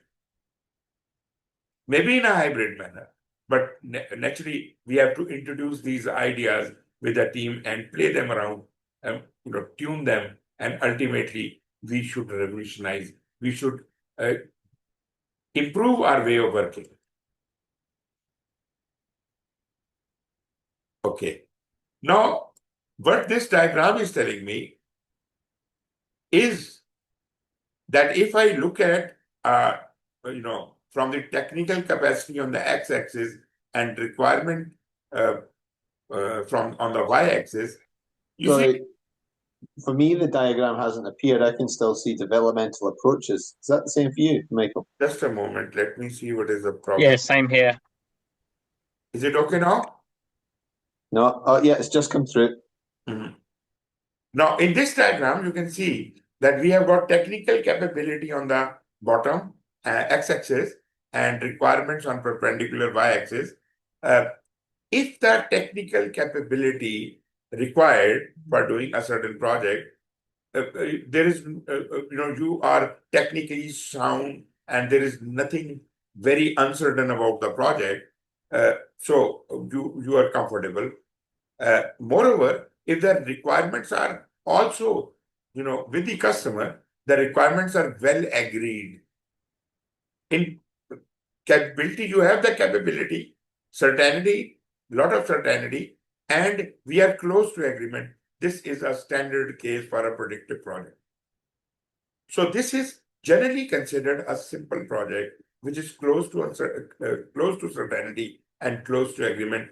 We blindly can do it in a predictive manner, but up to a certain capacity. If it crosses that capacity, we get into the range of complication. When the things start getting complicated, like the technical capability doesn't remain so certain, and the requirement get into the hazy area, which is not really agreed upon. So this is where the complications are. Though we can still try to keep handling them in a predictive manner, but not for very long. You can't exist in that range of complication. You can't handle the whole project, a predictive project, in a complicated zone. Generally, when you get into this complicated zone, you should either be using hybrid or an adaptive approach. Well, hybrid is a good choice because you are kind of adopting some of the agile practices to bridge the gaps of the complication. But if the things become more complex, I mean, they get so far away from the certainty and so far away from the agreement, then you get into the complex zone. Even hybrid is not going to work. The only way which will work for you is an agile project. And even agile project does have limits. There is a range the agile projects can handle. For example, if the technical capability far exceeds the certainty for more than 75 to 80%, and we are far from agreement for more than 75 to 80%, we are now in the chaotic zone. Chaotic zone means disaster, no chances to succeed, fundamentally risky, should stop the project right here and then. Well, if you did not have all these options and you were trying to handle this situation in a predictive way, how far would you have gone?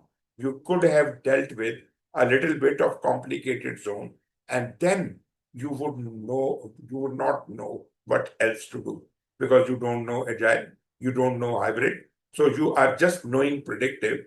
So I think somewhere at the level of 50% of technical capability and 50% of requirement far from agreement, this is what the agile can handle. Anything beyond that is chaotic. because you have to use some adaptive or hybrid methods which you don't know. So your project will have to be closed down. Predictive can't work beyond that. That is exactly the lesson we want to learn, that these are complementary. You have to switch your technique as the scenario changes around you. Anyways, now this is another interesting diagram. It is called a spider diagram. Here we are trying to use it for deciding which approach is more suited to us. So we have divided it into three major categories: project, team, and culture. And in each one of them, we have taken three major instrumental factors which could help us decide whether we should go agile on this project, hybrid, or predictive. So it is for the selection of a group. What we'll do is we have marked it in such a way that this is the spider webs. You can see there are 10 levels of the spider web. The innermost level is 0 and outer level is 10. Now, it does not mean that 10 is always the high and 0 is always the lowest, but it all depends how you perceive it. Let us try to make head and tail out of it. Let us start with the team. What do you have? In a predictive project, do you have a small team size or a large team size? Generally a large. Large. So consider this zone from 8 to 10 as a large team size, this as a mediocre team size, and this as a from 8 to 12 people, right? So if you have to work with smaller team, this factor advocates doing it with agile. But this is not the only deciding factor. We have 8 other factors. Okay, how experienced are the people in a predictive project? Are they more experienced than the agile people? Or the predictive people are more experienced? So it's not right, got you. So it's their experience in the delivery style, not their experience in that area. Got you. Yeah. We are talking about the people, not talking about the masters. Only the Okay, engineers got and you. all. Every Yeah. member of the team is highly educated, right? You understand that? That is generalizing specialists we are talking about. So we have generalizing specialists in agile, but we have kind of not like that. So I would give more marks here, right? If you have generalizing experts, I will mark it somewhere in between agile. Otherwise, I could do it anywhere else. Cool. Access. Are these people of the team located closer to each other or they are farther apart? If they are farther apart, it is a case for predictive. If they are closely located, this is the case for agile. And if they are sparsely located, maybe this is the hybrid. I hope you understand how I am trying to interpret it. Similarly, you can do it for culture. In culture, we have buy-in. So just wanted to touch on that experience one again.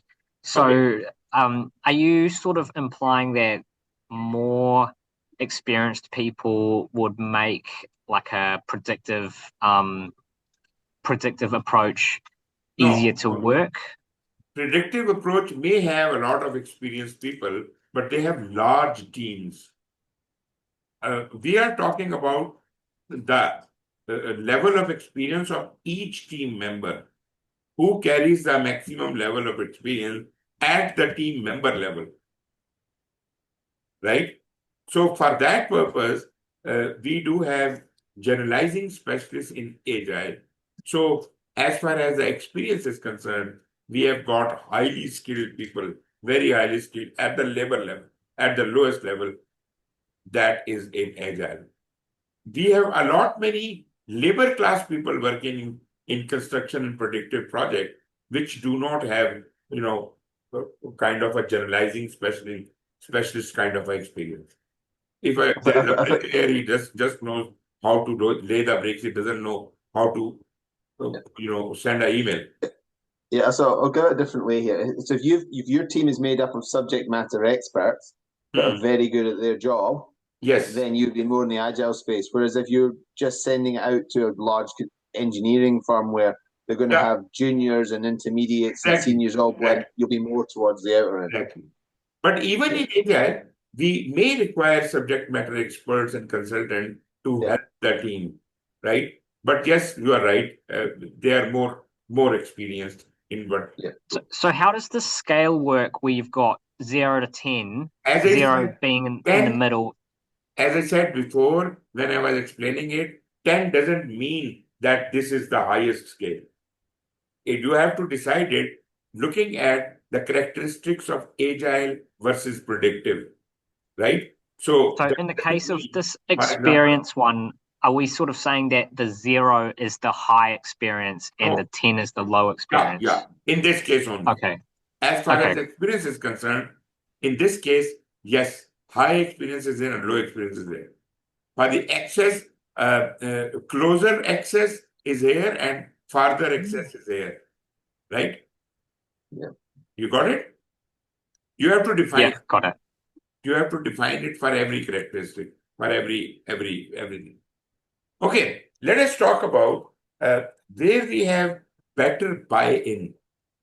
Buy-in means where customer has more confidence in you, in predictive or in agile. Now, this is a tricky question. You need a conversation with the client about that then to figure out how confident they are. And Okay. it's not a scale of 1 to 10. This one is more about do they have Yeah. is their confidence more predictive or is and also their past experience as well. Okay. In an agile project, you have an ear for the customer, right? All the time. You welcome them all the time. Sir, any more requirement? What do you want? Anytime we can stop what we are doing and we are going to listen to you. That is the highest level of buy-in you can get. In a predictive project, you say, when customer wants to say something, sir, please hold on. Let this phase finish. Then we will listen to you. So you reduce the buy-in in that case. Though you have got larger number of clients, larger number of customers, but at the same time, they are not really well connected with you. So that way, we have got better buy-in in an agile project rather than in a predictive one. I know you may differ with me, but this is my interpretation, and probably with my previous discussion, you may validate that. What I am saying is based on some logic. I think the thing that's throwing it more than anything is the fact that bothered to put numbers in it. If we had got rid of the 1 to 10 and just had you choose where and that would have been better. But yeah, I get Actually, you. spider diagram is a mechanism in which you set your own scale. Yeah. Right? And naturally, whosoever has created that is kept in mind the differences between the predictive, hybrid, and agile. This is not cast in stone kind of approach, but this, I suppose, is a pretty good approach. Yeah.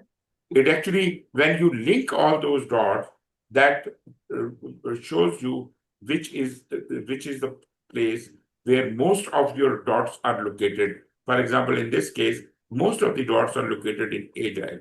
Only 2 dots are outside of agile. They are in the hybrid zone. So this doesn't make a case for predictive at all. This project should be done in an agile manner or at most a little characteristics of hybrid are there. So maybe a little bit hybrid. So you can say 20% or 10% predictive and rest everything is agile. So that kind of hybrid put together. But I think this is a good way of doing some kind of analysis, and you can talk about other things where there is more trust. Well, you can have your own justification, but again, the environment in which we are doing, in predictive, what kind of trust is there and what kind of trust is there. I would defend the agile because we are delegating everything to our team. We are not ordering them. We completely trust their decision. We completely trust what they do.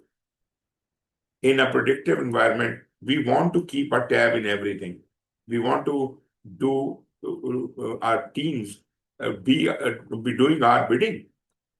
They can't even be allowed to think sometimes. But in agile, nobody can order them around.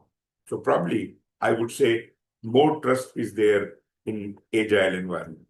Decision making, well, if I say anything, you would say I'm defending agile, but you have a better opportunity for collaborative decision making with small teams.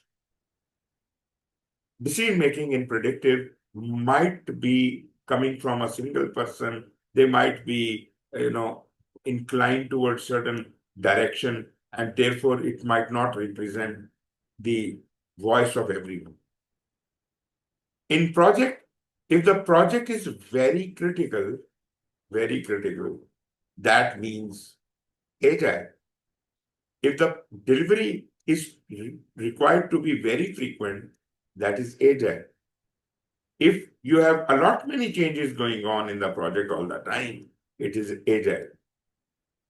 So you can put it down and for once in your life, try it out. Try to plot a new project onto this and then decide how it should be done, right? I don't mind if the result comes out to be purely predictive, because that is fine. But this is one scale, and then I said, do some VUCA analysis, do this spider web, and there could be any other ways you can come to a decision, but you have to choose which is the best method for you. So, classically speaking, we have two extremes, predictive and agile. They are the two methods.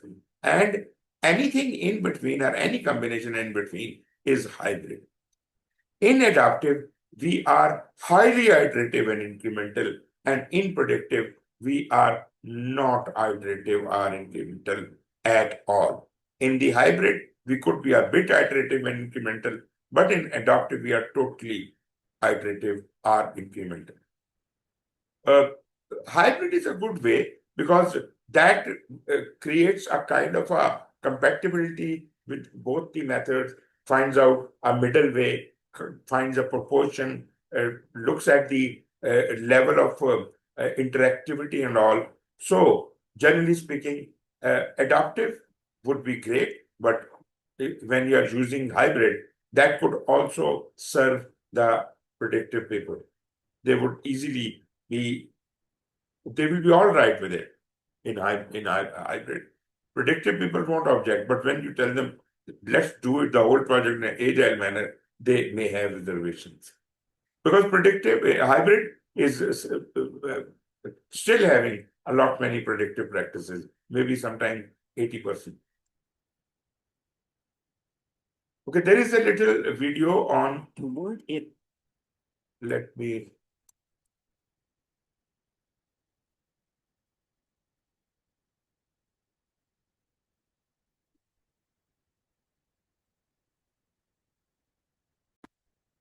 So just watch it and it is going to be interesting for you.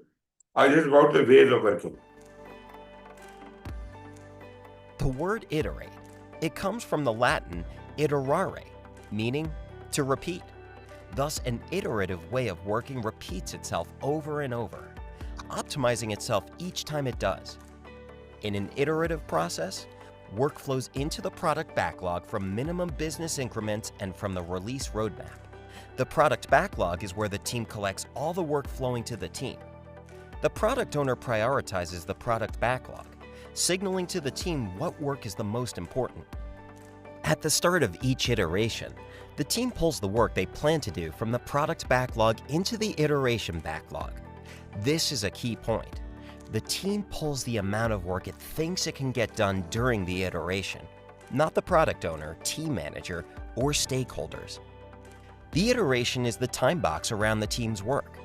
The team starts with the iteration planning and ends with the iteration review. Agile teams usually choose between an iteration length of 1 to 4 weeks, with 2 weeks being the most common choice. Regularly, the team meets for a coordination meeting, also called a stand-up or scrum. The stand-up helps the team coordinate and work in a quick and informal way.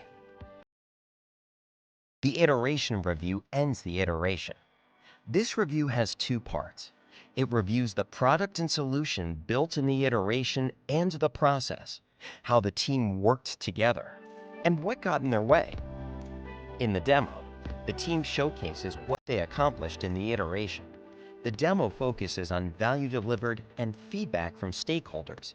In the retrospective, the team takes time away from their busy schedule to reflect on how they worked together in the iteration.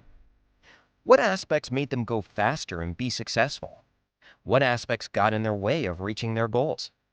The team looks both internally, inside the team, and externally, outside the team. The team also lays out a plan to fix some of the points that got in their way during the next iteration. When an iteration is complete, we go back and start over with the iteration planning and pulling work from product backlog into the iteration backlog during the next planning. The agile iterative process contains a series of artifacts and ceremonies. Artifacts are the objects produced within an iteration. Ceremonies are activities that take place during an iteration. For example, the product backlog is an artifact. It's the complete list of work required to create the product. It collects all the work flowing to the team. The iteration backlog is another artifact. That's the list of work to be completed in the current iteration, and it's supposed to be done in the order determined by the team. There are a couple more artifacts that aren't shown on our diagram.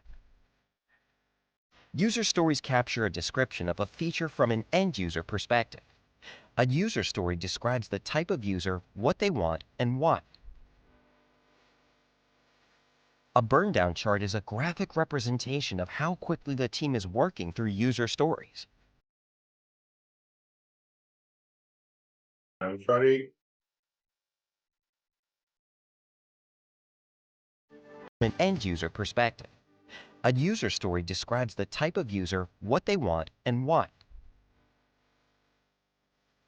A burn-down chart is a graphic representation of how quickly the team is working through user stories. We actually touched on most of the ceremonies earlier.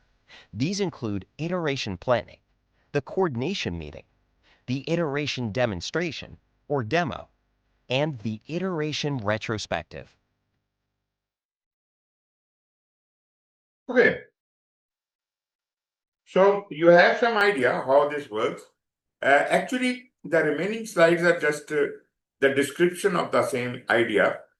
As far as Scrum is concerned, Scrum is one of the agile methods. Actually, when I talk about the adaptive methods, that means I am talking both about iterative methods and incremental methods, right? But within adaptive methods, we have agile methods. Like agile methods are more incremental in nature, sorry, iterative in nature. So they are more iterative in nature. So there are many methods, agile methods worldwide, and they are always growing at a fast pace. As I know of, there are more than 40 different methods, and there are new methods coming up all the time. They all are agile methods. And then there are other incremental methods also. Anyways, Scrum is one method which is the most popular. I don't say that this is the only method which is used for agile project, but this is the lightweight, simplest method which only a fool can easily understand and adopt. Doesn't need any technical knowledge. It doesn't relate to only the software industry. It can easily be relatable. That is exactly why it became very popular over the years, and this is considered to be so easy to understand that anyone can easily learn it in a very short period of time. So more than 50% of the usage of agile method is through agile methods, through Scrum. And Scrum is usually used replaceably, interchangeably for agile. Sometimes people say agile, sometimes they say Scrum. Actually, they are meaning the same.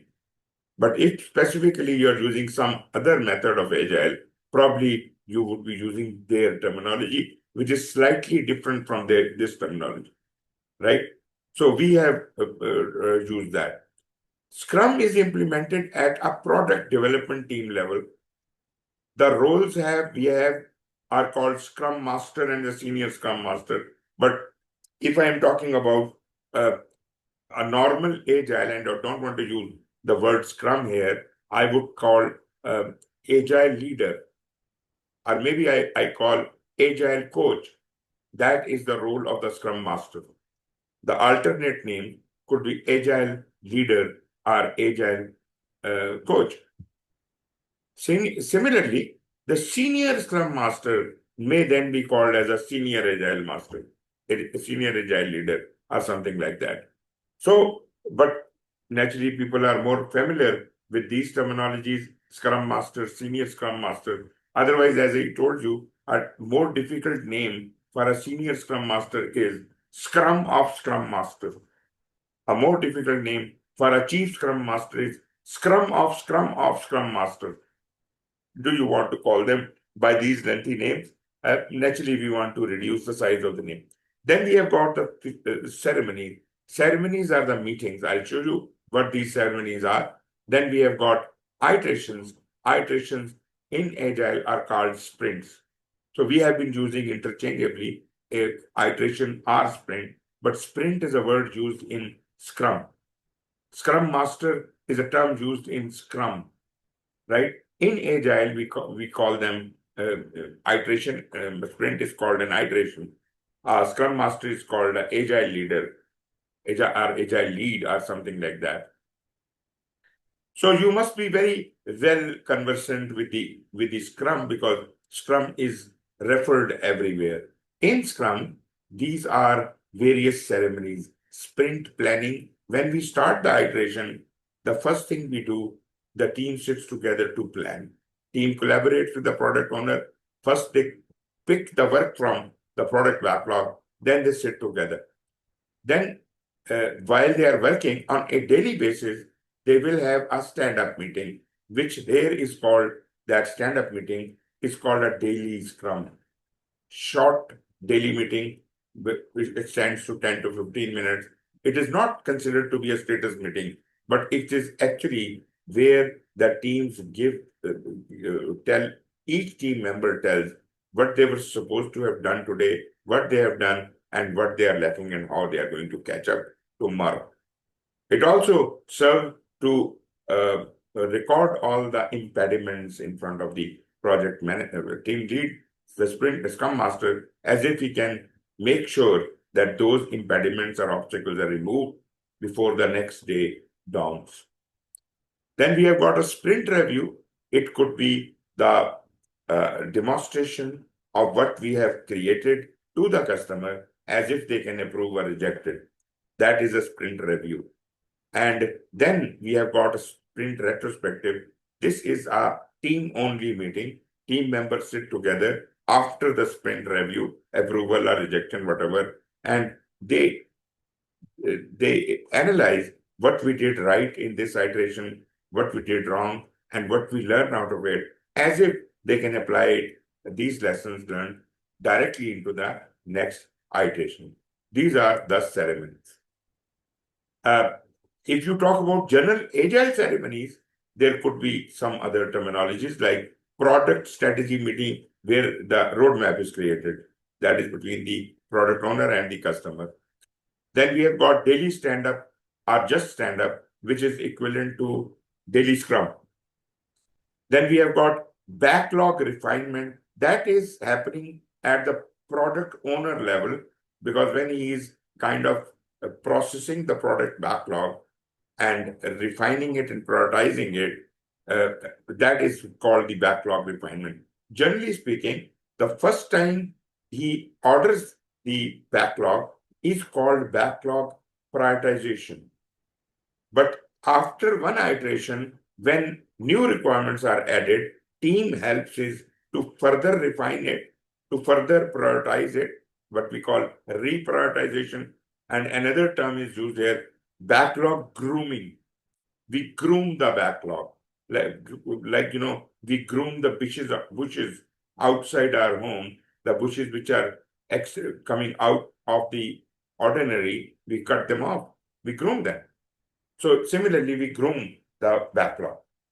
Then is the project retrospective. We have talked about the Scrum retrospective or the iteration retrospective happens after every iteration, but project retrospective happens at the end of the project.